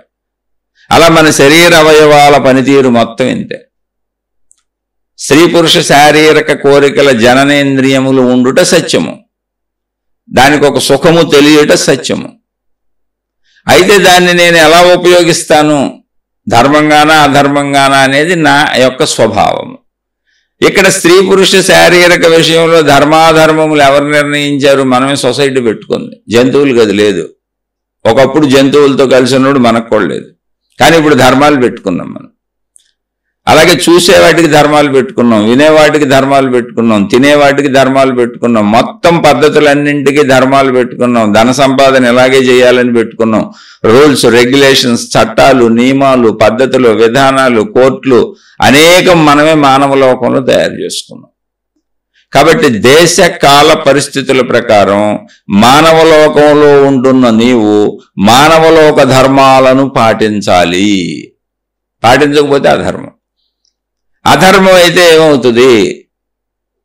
అధర్మం ఏం చేస్తుంది? ఇందాకే చెప్పాను, ఒక గ్రూపు రక్తం ఎక్కించవలసిన వ్యక్తికి ఇంకొక గ్రూపు రక్తం ఎక్కిస్తే ఏమవుద్ది? అధర్మం కదా అది. అంటే ధర్మానికి ధర్మాన్ని కలపాలి. ఎప్పుడు ధర్మానికి అధర్మాన్ని కలిపితే ఏమవుతుంది అంటే మనిషి చచ్చిపోతాడు, అంటే ధర్మం చచ్చిపోద్ది. ధర్మానికి అధర్మం కలిపినప్పుడు మొదటి ధర్మం కూడా చచ్చిపోయింది, ఇంకా ధర్మం ఉనికి ఉండదు. ఇది మామూలుగా సృష్టి నియమంలో సృష్టి ఏర్పాటు చేసినట్లు ఏం తినాలో ఏ తినాలి, తినకూడదు తినకూడదు, అలా ఏం చేయాలో ఏ చేయాలి, చేయకూడదు చేయకూడదు, అది సృష్టిలో. మనిషి ఏర్పరుచుకున్న ధర్మాలు ఏంటి అంటే, మనిషి ఏర్పరుచుకున్నటువంటి ధర్మాలు ఉల్లంఘిస్తే, ఇప్పుడు డబ్బు ఎలా సంపాదించాలి, నేను ఎలా సంపాదించలేదు, నా జ్ఞానం ఉంది, అలా సంపాదించలేదు, లంచాలు తీసుకున్నాను, మోసాలు చేశాను, అన్యాయాలంగా సంపాదించాను, బెదిరించి సంపాదించాను, రౌడీజాలు చేశాను, ఎన్ని రకాలు కుదిరితే అన్ని రకాలుగా అధర్మంగా సంపాదించానండి. ఏమవుతుంది అంటే, శిక్షించడానికి చట్టాలు, కోర్టులు, న్యాయస్థానాలు, పోలీస్ వ్యవస్థ, మిలిటరీ వ్యవస్థ, ఇలా అనేకం మనం పెట్టుకున్నాం. అన్నీ నీ ఇంటికి వచ్చి అసలు ఇంత డబ్బు నీకు ఎక్కడదే నువ్వు లెక్క చెప్పండి, ఇప్పుడు చెప్పాల్సిందే మనం. ఏసీబీ వాళ్ళు వచ్చి అడిగితే అలా అనేక రకాల విభాగాలు ఉన్నాయి. ఇది ఒక రకం. ఇవన్నీ ధర్మాలు. ఆ ధర్మాల ప్రకారం కోర్టులు ఇవన్నీ నిన్ను శిక్షిస్తే, మనం ఏర్పరుచుకున్న ధర్మాలు కనుక మనం ఏర్పరుచుకున్నవే శిక్షిస్తాయి. అసలు మరి ఈ మనం ఏర్పరుచుకున్న చట్టాలకి దొరకకుండా నువ్వు తెలివిగా, అంటే ఒక మనిషి మనసులో ఏమనుకుంటున్నాడో తెలియదు, బయటకు మాత్రం మంచివాళ్ళ కనపడుతున్నాడు, స్త్రీ అయినా పురుషులైనా. తెలియకుండా తప్పులు చేస్తున్నారు, దొరకకుండా తప్పులు చేస్తున్నారు. ఈ చట్టాలకి, అంటే మానవ సమూహం ఏర్పరుచుకున్నటువంటి చట్టాలకి, ధర్మాలకి, మానవ సమూహ ధర్మాలకి దొరకకుండా చేస్తున్నారు. అంటే మనం ఏర్పరుచుకున్న ధర్మాల్లో దొరకకుండా చేస్తున్నారు, నిరూపణ లేకుండా చేస్తున్నారు. అప్పుడేంటి అన్నప్పుడు నీ జ్ఞానము ఆల్రెడీ నీ జ్ఞానమే కదా నీ లోపల ఉంది. నువ్వు ఇలా బతకొచ్చు, ఇలా బతకూడదని చెబుతుంది నీ జ్ఞానమే కదా. నువ్వు కావాలని తెలిసే కదా చేస్తున్నావు. మానవులందరికీ తప్పు రైటు తెలిసేలా మనమే కదా ధర్మాలు ఏర్పరుచుకున్నాం. కాబట్టి మానవులందరికీ ధర్మాలు తెలుసు కదా. కాబట్టి నువ్వు తప్పు చేస్తున్నప్పుడు నీలో తప్పని నీకు తెలుసు, రైట్ అని నీకు తెలుసు కదా. అయినా నాకు చేస్తాను, నేను అధర్మంకి వెళ్తాను అన్నప్పుడు నువ్వు ధర్మానికి అధర్మాన్ని కలిపావు. అంటే నీ శరీరంలో మానవ సమూహం ఏర్పరుచుకున్న ధర్మం ఇది. ఇలా నువ్వు అన్యాయంగా మోసం చేసి డబ్బు సంపాదించకూడదు, లేదా అన్యాయంగా నువ్వు పరస్త్రీలతో తిరగకూడదు, లేదా అన్యాయంగా నీకు సాగింది కదా అని నీ కిందోళ్ళ మీద పెత్తనాలు చేసి వాళ్ళని హింసించకూడదు. అది ఏ రూపమైనా సరే అనేది మానవ జాతిలో నీకు ఆల్రెడీ ముందు నుంచి ఏర్పరచబడి చెప్పబడిన విషయమే కదా. అది మానవ సమూహం మొత్తానికి తెలుసు. కాబట్టి నీలో తెలిసిన ధర్మానికి నువ్వు అధర్మాన్ని కలుపుతున్నావు. తెలిసినా సరే నేను తప్పే చేస్తాను, నేను అక్రమ సంబంధాలు పెట్టుకుంటాను, నేను అధర్మంగా డబ్బు సంపాదిస్తాను, నేను నాకు కుదిరిన చోటల్లా మోసాలు చేస్తాను, రౌడీజాలు చేస్తాను, గోండాలు చేస్తాను, పెత్తనాలు చేస్తాను. అంతెందుకు, అసలు నా ఇంట్లో నా సొంత కుటుంబ సభ్యులు నా ఇష్టం వచ్చినట్టు వాళ్ళ మీద పెత్తనాలు చేస్తాను, వాళ్ళు నాకు ఎదురు చెప్పలేరు. నేను కన్న పిల్లలు, వాళ్ళు చిన్న పిల్లలు, నాకేమీ ఎదురు చెప్పలేరు. కాబట్టి నాకు చిరాకు ఎత్తే 4 పీకుతాను, నా ఇష్టం వచ్చినట్టు పెంచుతాను. అది అధర్మమే, తెలిసి కూడా అధర్మమే చేస్తాను. నన్ను ఎవరేం చేస్తారు అని మనుషులు అనుకుంటున్నారు. అయితే ఇక్కడ ఇలా చెయ్యకూడదు అనే ధర్మం నీకు తెలుసుగా లోపల. నువ్వు కన్నపిల్లలే, కానీ ఎలా పెంచాలని నా మీద పడి ఉన్నారు, నా తినేస్తున్నారని నువ్వు చెతకొట్టకూడదుగా, పెత్తనం చేసేయకూడదుగా. నీ భార్య నీ భర్త, నీకు అధర్మం తెలుసు, ధర్మం తెలుసు. నీలో ఉన్న ధర్మానికి నువ్వు నీలోనే అధర్మాన్ని కలిపినప్పుడు ఏమవుతుంది అంటే, జాగ్రత్తగా గమనించండి, ఇక్కడే ఉంది. కర్మ ఎలా వచ్చి మీద పడుతుంది, కర్మ సిద్ధాంతం అంటే ఇది. కర్మ అంటే పని, మనం చేసే ప్రతి పనికి ఫలితం ఉంది. ఇక్కడ బాహ్య రూపంలోంచి వచ్చే ఫలితం ఉంది. అంటే మనం చేసినటువంటి పనులకి బాహ్య రూపంలో వచ్చే ఫలితం ఉంది. అది మనం అన్నిటికీ మీడియా ధనం పెట్టుకున్నాం కాబట్టి ధనం ఫలితం అనుకోండి, అది బాహ్యం నుంచి వచ్చేది. నువ్వు దొరకకుండా చేసావుగా, తెలివిగా చేసావుగా, బాహ్యానికి దొరకట్లేదుగా. అంతరంగంలో నీకు మాత్రమే తెలుసు, ఇంకెవరికి తెలియదు. ప్రపంచంలో అసలు నీకు తప్ప ఎవరికి తెలియదు నువ్వు తప్పు చేసావని. నీకు ఒక్కడికే తెలుసు, నీకు ఒక్కదానికే తెలుసు. అలా దొరకకుండా చేస్తున్నావుగా. అప్పుడు ఏమవుతుంది ఈ కర్మ సిద్ధాంతం? తెలిసి చేస్తే ఆల్రెడీ చట్టాలు శిక్షించేస్తాయి, కోర్టులు ఉన్నాయి, చట్టాలు ఉన్నాయి, అన్నీ ఉన్నాయి. తెలిసి చేస్తే పక్క మనుషులే శిక్షిస్తారు, చుట్టూ ఉన్న మనుషులే శిక్షిస్తారు. ఆ శిక్షలు నువ్వు పడతావు. అవి మామూలుగా మనకే తెలిసిపోతుంటాయి, దొరుకుతాయి. ఇప్పుడు తెలియకుండా చేసావు, అసలు దొరకకుండా చేసావు, నీకు తప్ప ఎవరికి తెలీదు. అప్పుడేం జరుగుతుంది అంటే, జాగ్రత్తగా గమనిస్తే మానవ శరీర నిర్మాణములో అసలు మానవ శరీర కదలికలన్నింటికి, నువ్వు చేయి కదపాలన్నా, కాలు కదపాలన్నా, కను రెప్ప కదపాలన్నా, అసలు నువ్వు కదలాలన్నా, నువ్వు ఆలోచించాలన్నా, నువ్వు తినాలన్నా, నువ్వు తాగాలన్నా, నువ్వు పడుకోవాలన్నా, నీ ఈచ్ అండ్ ఎవరి మూమెంట్, నీకు మెలకువ రావాలన్నా, ప్రతి దానికి మనిషి లోపల రసాయన ఉత్పత్తులు జరుగుతాయి. అంటే కెమికల్స్ రిలీజ్ అవుతూ ఉంటాయి. మానవ శరీర నిర్మాణం అలా ఉంది. మనిషిలో రసాయన ఉత్పత్తి జరుగుతూ ఉంటుంది, కెమికల్స్, ద్రవములు ఉత్పత్తి అవుతాయి. నువ్వు ధర్మంగా ఉన్నప్పుడు ధర్మ సంబంధిత ద్రవములు ఉత్పత్తి అవుతాయి. నువ్వు నడవాలి అనుకో, ఇప్పుడు కొన్ని కెమికల్స్ రియాక్షన్ జరిగి కొన్ని కెమికల్స్ రిలీజ్ అయితే తప్ప నీకు ఆ సంకేతాలు నీ వరకు వచ్చి కాళ్ళు నడవు. అంత కెమికల్ రియాక్షన్. మన బాడీ ఒక రోజులో కొన్ని లక్షల కెమికల్ రియాక్షన్లకి గురవుతూ ఉంటుంది మనం చేసే పనులను బట్టి. అది అలా గురవకపోతే ఏ పని చేయలేం మనం, అసలు మన వల్ల కాదు. మనం ఏ ఆలోచన చేసినా మనలో కెమికల్స్ రిలీజ్ అయిపోతాయి. నువ్వు మంచి ఆలోచన చేస్తే మంచి కెమికల్స్ రిలీజ్ అవుతాయి. మంచి కెమికల్స్ అంటే ఏంటి, మంచి రసాయనాలు అంటే ఏంటి, మంచి ద్రవములు అంటే ఏంటి అంటే, మీరు చూడండి ద్రవములు అసలు రిలీజ్ అవుతాయా అని సామాన్యులకి తెలియకపోవచ్చు. ఇప్పుడు నేను చెబుతున్నాను కానీ నాకు కొంతవరకే తెలుసు. అసలు ఎన్నెన్ని ద్రవములు ఎక్కడెక్కడ ఎలా రిలీజ్ అవుతాయి అనేది మొత్తం డాక్టర్లు చెబుతారు. అయితే మనకు ఆధ్యాత్మికతకి నాకు అవగాహనకు సరిపోని నేను తెలుసుకున్నా. అసలు ఆ తెలుసుకోకర్లా గమనిస్తే అర్థమైపోద్ది మనకి. మీరు చూడండి, ఇప్పుడు కంట్లో చిన్న నలక పడింది అనుకోండి, వెంటనే కంట్లో నీరు వచ్చేస్తుంది మీకు. ఎందుకనే తెలుసా? ఆ నలకని బయటకు పంపడానికి కన్ను చేస్తున్న ప్రయత్నం. ఆ నీటి ద్వారా కంటిలోంచి నలక బయటకు వచ్చేస్తుంది, నీరు కారిపోద్ది. అలాగే మీకు ముక్కుల్లో ఎక్కువ డస్ట్ పేరుకుపోయింది అనుకోండి, అంటే ముక్కుల్లో మనకు చూడండి వెంట్రుకలు ఉంటాయి, మనం గాలి ముక్కుల ద్వారా పీలుస్తాం. వెంట్రుకలు ఉంటాయి, కొంత జిగురు ఉంటుంది లోపల. మనం పీల్చిన గాలిలో ఉన్నటువంటి ధూళి కణములన్నింటినీ మన ముక్కుల్లో ఉన్న వెంట్రుకలు వడపోస్తాయి, ఫిల్టర్ చేస్తాయి. అక్కడ ఉన్నటువంటి జిగురు వలన ఆ ధూళి కణాలు ఆ జిగురుకు అంటుకుపోద్ది. అందుకే ముక్కుల్లోంచి మనకి డస్ట్ చెత్త కిందకు వచ్చేస్తుంది. చూడండి, స్వచ్ఛమైన గాలి లోపలికి వెళ్తుంది, గాలిలో ఉన్న దుమ్ము ధూళి కణాలన్నీ అక్కడ ఆగిపోతాయి. అలా కాకుండా ఒకవేళ ఎప్పుడైనా ఎక్కువ దుమ్ము ధూళి కణాలు పేరుకుపోయి ముక్కు క్లీన్ చేసుకోవాలనుకుంటే జలుబుని క్రియేట్ చేస్తుంది, కారిపోతా ఉంటుంది. చూడండి, ముక్కమ్మ నీళ్లు కారిపోతుంటే జలుబు వచ్చేస్తుంటుంది, ఓ చీదేస్తుంటాం. అదంతా ఏంటో తెలుసా? డస్ట్ను బయటకు పంపించేస్తుంది. అలా కఫం ద్వారా దగ్గి బయటకు పంపించేస్తుంది. అలా తుమ్ముల ద్వారా డస్ట్ను బయటకు పంపించేస్తుంది.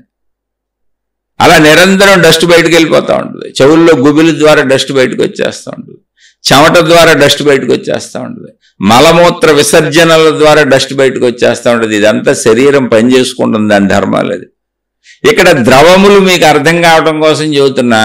ఇప్పుడు జలుబు చేసినప్పుడు అంత ద్రవం ఎక్కడి నుంచి కారుతుంది? అసలు అన్ని నీళ్లు ముక్కులోంచి అట్టొచ్చేస్తున్నాయి, ఎక్కడి నుంచి వస్తున్నాయి? మనం ఏమన్నా వాటర్ ట్యాంక్ కనెక్షన్ ఇచ్చాము దానికి? అది తయారు చేసుకుంది బాడీ డస్ట్ బయటకు పోవటానికి. అలాగే కంట్లోంచి అన్ని నీళ్ళు ఎలా వచ్చేస్తున్నాయి? బాధ వచ్చినప్పుడు, దుఃఖం వచ్చినప్పుడు, ఏదన్నా కంట్లో పడినప్పుడు అన్ని నీళ్ళు ఎలా ద్రవిస్తుంది? అసలు అన్ని వాటర్ ట్యాంకులు ఏమన్నా నీళ్ళు మనం పెట్టాము ఆ కళ్ళల్లో? అంత నీరు ఎక్కడుంది? అది తయారు చేసుకుంటుంది. అలాగే కనురెప్పలో మనం రెప్ప కొడుతున్నప్పుడు లోపల ఉన్నటువంటి అతి సుకుమారమైనటువంటి సున్నితమైనటువంటి కనుగుడ్డుకు గీసుకుపోకుండా ఉండటానికి ఒక తడి తయారవుతూ ఉంటుంది అక్కడ. అందుకే కనురెప్పలు కదిపినప్పుడు మనకి ఏం డిఫరెన్స్ తెలీదు. అదే చిన్న నలక పడింది అనుకోండి, అదేదో గీసుకుపోతున్నట్టు అనిపిస్తుంది. చూడండి, అంటే అంత పర్ఫెక్ట్గా మెజర్మెంట్స్తో కొలతలతో తయారై ఉంది. కనుగుడ్డు మీరు ఎప్పుడైనా గమనించండి, అలా చూసుకోండి, ఏదో చిన్న తడి ఉన్నట్టు ఉంటుంది. అలాగే మన శరీరం మొత్తంలో జాయింట్లు, వేళ్ల జాయింట్లు, కాళ్ళ జాయింట్లు, చేతుల జాయింట్లు, జాయింట్స్ అన్ని చోట్ల కూడా మీకు మధ్యలో అవి వంగటానికి అనువుగా ఉన్న ప్రదేశాలలో ఒక రకమైనటువంటి జిగురు చేరుతూ ఉంటుంది అక్కడికి వెళ్ళి. ఇవన్నీ కూడా శరీర నిర్మాణం ఎంతో అద్భుతంగా ఉంది. మలమూత్ర విసర్జనలు బయటకు పంపేయటం, చెమటతో బయటకు పంపేయటం. అలాగే స్త్రీ పురుష శారీరక కలయికలో ఒక ద్రవోత్పత్తి జరుగుద్ది, దాన్ని స్పెర్మ్ అంటారు, వీర్యము అంటారు. స్త్రీ పురుషులు ఇద్దరిలోనూ ఒక ద్రవం ఉత్పత్తి అవుతుంది. అదే మరలా బిడ్డలు పుట్టడానికి కారణభూతమైంది. అంటే మనిషి నుంచి వచ్చేటువంటి విత్తనాలు, మనిషిగా పుడతాడు మళ్ళీ స్త్రీ పురుషులు కలిసినప్పుడు. అంటే చెట్ల నుంచి వచ్చే విత్తనాలు మనకు అలవాటు కాబట్టి అలా చెప్పుకుంటున్నాం. ఇవన్నీ కూడా శరీర ధర్మములు. ఇప్పుడు రాత్రికి మనకు నిద్ర వస్తుంది, హాయిగా నిద్రలోకి వెళ్ళిపోతాం. మళ్ళీ పొద్దున్నే మెలకు వస్తుంది, మళ్ళీ మెలకు వచ్చి పనులు చేసుకుంటూ ఉంటాం. ఆ మెలకు వచ్చి పనులు చేసుకుంటున్నప్పుడు ఆకలి పడుతుంది, తినాలనిపిస్తుంది, తింటాం. మలమూత్ర విసర్జనలకు వెళ్ళాలనిపిస్తుంది, వెళతాం. అనిపించకపోతే వెళ్ళలేము. అలాగే దాహం వేస్తుంది, నీరు తాగాలనిపిస్తుంది, తాగుతాం. ఏంటి? శరీరానికి ఎప్పుడెప్పుడు ఏది అవసరమో ఆ విషయాన్ని అనిపించటం అనే ప్రక్రియ ద్వారా శరీరం మనకు చెబుతూ ఉంటుంది. అలా శరీరం బ్రతుకుతూ ఉంటుంది. అంటే శరీరం తన ధర్మాలను తాను పాటిస్తుంది. ఇవి ధర్మములు అంటే వాటి పనులు, వాటి గుణములు, వాటి వ్యక్తీకరణలు. ఎక్కడైనా సరే ఇలా శరీరం వ్యక్తీకరించకపోతే, అంటే ఇప్పుడు నేను మూత్ర విసర్జన చేయాలి, ఇలా మల విసర్జన చేయాలి, లేదా ఇలా నాకు ఆకలేస్తుంది, నాకు ఇలా దాహం వేస్తుంది అనేటువంటి భావాలను శరీరం వ్యక్తీకరించకపోతే అసలు మనం ఏ పనైనా చేయగలమా? అలాగే మనం చేసిన శరీరంతో చేసిన పనులన్నీ, పంచేంద్రియాలతో మనం గ్రహించిన విషయాలన్నీ కూడా లోపల నిక్షిప్తం చేసుకుంటుంది, జ్ఞాపకం ఉంచుకుంటుంది, గుర్తుపెట్టుకుంటుంది, స్టోర్ చేసుకుంటుంది. అలా గుర్తుపెట్టుకోకపోతే అసలు నేనెవరో నాకు తెలుస్తానా? నా తల్లిదండ్రులు నాకు గుర్తుంటారా? నా వస్తువులు గుర్తుంటాయా? నా ఇల్లు గుర్తుంటుందా? నా ప్రదేశాలు గుర్తుంటాయా? నేను మళ్ళీ మెలకు వచ్చి లేచినప్పుడు మరుసటి రోజు ఎలా బతకగలను? అసలు మరు నిమిషం నేను ఏం చేయగలను? ఏ వస్తువులు గుర్తు లేకపోతే నాకు, ఇది కార్ అని, ఇది పెన్ అని, ఇది పెన్సిల్ అని, ఇది చొక్కా అని, ఇది ఎరేజర్ అని, అలా ప్రతిదీ పిన్నేసి నుంచి గుండు సూది నుంచి ప్రతిదీ గుర్తు లేకపోతే, ఇది రోడ్డు అని, అది ఆకాశమని, ఇది నీరు అని అన్ని గుర్తుండాలి కదా. ఇది శరీర ధర్మము. ధర్మం అంటే దేని పనే చేసుకుంటుంది, దేని ధర్మాలు దానికి ఉన్నాయి. అలా మొత్తంగా కలిపితే మనిషిగా మనం మన ధర్మాలు పాటిస్తున్నామా? అది అసలు ఇప్పుడు మనం తెలుసుకోవాల్సింది. ధర్మము అనేది ప్రకృతి అంతా ఉన్నటువంటి విధానం. ప్రకృతికి ఆధారమైనటువంటి ఆధార శక్తి ఏది ఉందో అది ఆత్మశక్తి, అది సత్యము. అది వ్యక్తీకరించబడినప్పుడు సృష్టిగా కనపడుతున్నది, అది కూడా సత్యమే. అయితే సృష్టి సత్యము అని చెప్పటానికి అది ఎప్పుడు మార్పులు చెందిపోతూ ఉంటుంది. సత్యం అంటే మార్పు చెందనిది, అందువలన అది ధర్మమైంది. ఇప్పుడు అంటే మార్పు చెందే ప్రక్రియలు ఏమున్నాయో, ఒక చెట్లలో, ఒక మనుషుల్లో, ఒక జంతువుల్లో, సృష్టిలో ఉన్నటువంటి అన్నింటిలో మార్పు చెందే ప్రక్రియలు ఏమున్నాయో అవన్నీ ధర్మములు. అంటే మార్పు చెందటం అంటే ఏంటి? ఇప్పుడు సముద్రం ఉంది, సముద్రంలో ఉన్నదంతా ఉప్పు నీరు, ఇంతకు ముందు కూడా చెప్పుకున్నాం. సూర్యుడి యొక్క వేడి చేత అది ఆవిరై మంచినీరై మేఘమై పైకెళ్ళి మళ్ళీ మంచినీరుగా తిరిగి వర్షమై కురిపించి ఆ వర్షం భూమి మీద ఉన్నటువంటి సమస్తాన్ని బ్రతకడానికి అనువుగా తయారు చేసింది. ఇవన్నీ ధర్మములు. ధర్మములు. సూర్యుడు ధర్మము, వెలుగు. సూర్యుడు వర్షం కురిపించాలని రాలేదు, ఆయన జీవిస్తున్నాడు, ఆయన ధర్మం అంతే. అలా ఉంటుంది, వేడి ఉంటుంది, ఆయన ఒక వెలుగు ఉంటుంది, వేడి ఉంటుంది. దాని వలన వేడి తగలగానే ఆవిరవటం నీటి ధర్మం. ఆవిరి పైకి వెళ్ళిపోవటం అంటే అందులో ఘనత్వమైన ఉప్పు లేదు కనుక అది తేలిపోతూ పైకి వెళ్ళిపోవటం అనేది దాని ధర్మం. అదంతా ఒక చోట చేరి మేఘం అవటం దాని ధర్మం. ఆ మేఘం దానికి సమకూరినటువంటి పరిస్థితుల ప్రకారం వర్షించటం, తిరిగి నీరు అవటం దాని ధర్మం. ఆ నీరు మంచి నీరై భూమి మీద పడి అన్నిటినీ బ్రతికించటం నీటి ధర్మం. అలా దేని ధర్మం అది ఉంది కాబట్టి సృష్టి నడుస్తుంది. ధర్మము అంటే అది. ధర్మములో క్రియ ఉన్నది, క్రియాత్మకమైనది ధర్మము. ఏ క్రియ లేకుండా స్థిరముగా నిశ్చలముగా ఉన్నది సత్యము. అలా సత్యము ధర్మాన్ని కలిపే చూడాలి, విడిగా లేదు. ఎందుకనంటే సత్యము క్రియాత్మకమైతే ధర్మం అవుతుంది, ధర్మము స్థిరమైతే సత్యం అవుతుంది. అంతే, రెండు ఒకటే. కాబట్టి ఇప్పుడు మనం ధర్మ ప్రక్రియలో నడుస్తూ సత్యాన్ని తెలుసుకోవాలి. అది మనిషిగా మనం చేయవలసిన పని ఏంటి అంటే మనం సత్యాన్వేషకులం. ఎందుకని సత్యం మనకు తెలియదు. నేను ఈ శరీరం అన్న భావనలో ఉన్నాం, అది ధర్మమే. నేను శరీరం అనే భావన ధర్మమే, అందులో కొంత పరిధిలో సత్యం ఉంది. ఎందుకంటే ఇప్పుడు శరీరం ఉందిగా, అది నిజమేగా. కానీ శరీరము తన ధర్మాలను తాను పాటించుకుంటుంది. ఇప్పుడు నేను పాటిస్తున్నానా, అది పాటిస్తుంది. అబ్జర్వ్ చేయండి. ఇప్పుడు నేను ఈ శరీరం అయితే ఈ శరీరం మొత్తం నాకు ఇష్టం వచ్చినట్టు ఉండాలిగా, కాదు. దాని పద్ధతిలో అది ఉంది, దాని క్రమశిక్షణలో అది ఉంది, దాని విధానంలో అది ఉంది. దాని జననం నుంచి దాని మరణం వరకు అంత ప్రాసెస్ ఒక సృష్టి నియమం ప్రకారమే జరుగుతుంది. మనుషులందరికీ, మానవ జాతి మొత్తానికి ఒకలానే జరుగుతుంది. నేననే భావన నాకు అక్కడ అనిపిస్తుంది. ఇంతకీ నేనని నాకు అనిపించేది అక్కడ భావన మాత్రమే. ఎందుకంటే ఈ భావన నేను నిద్రపోయినప్పుడు అసలు లేదు. ఈ శరీరము నేనే అన్న భావన నిద్రపోతే లేదు, మెలకువలో అనిపిస్తుంది. మెలకువలో ఎందుకు అనిపిస్తుంది అంటే నేను అని అనిపించే భావన అసలు ఎక్కడ అనిపిస్తుంది అని మీరు ఒకసారి వెతికితే మీకు అది శరీరము నేనని అనిపించట్లేదు, శరీరము లోపల నేను అనిపిస్తుంది. నేననేది మీ హృదయం దగ్గర పుడుతుంది, ఓ భావన పుడుతుంది. ఆ భావన ఎక్కడ పుడుతుందో మీరు జాగ్రత్తగా పట్టుకొని ఆ మూలంలోకి వెళ్ళగలిగితే ప్రతి భావన ప్రతి ఆలోచన పుట్టడానికి ముందు ఉన్న స్థలం మనకు తెలియట్లే. భావన పుట్టిన కాడి నుంచి తెలుస్తుంది, ఆలోచన పుట్టిన కాడి నుంచి తెలుస్తుంది. దానికి ముందు ఉన్నది మనకు తెలియట్లే. అంటే మనకి తెలియని స్థితిలో ఒకటి ఉన్నది, అక్కడి నుంచి భావాలు ఆలోచనలు పుడుతున్నాయి. జాగ్రత్తగా గమనిస్తే ఇప్పుడు శరీరము నేను కాదనేది ఆ గమనికలోనే తెలుస్తుంది. కానీ ఇది శరీరము లోపలే అనిపిస్తుంది కనుక నేను అన్న భావన అలా కలుగుతుంది కనుక దాన్ని శరీరానికి కలిపేసుకొని ఇంత పరిశీలించకుండా శరీరము నేను అనుకుంటూ వెళ్ళిపోతున్నాం. శరీరంతో పొందేటువంటి అనుభవాలన్నీ నాకే తెలుస్తున్నాయి కనుక, నేను అనుభవిస్తున్నాను కనుక, సుఖము దుఃఖము నొప్పి బాధ అన్నీ తెలుస్తున్నాయి కనుక అది నేనే అనుకుంటూ వెళ్ళిపోతున్నాను. అదేం తప్పు కాదు. కానీ అదంతా ధర్మములో జరుగుతున్న ప్రక్రియ. అంటే క్రియాత్మకమైనది ధర్మము. అది పరిధిలో, మన పరిధిలో చూసుకుంటే అది సత్యమే.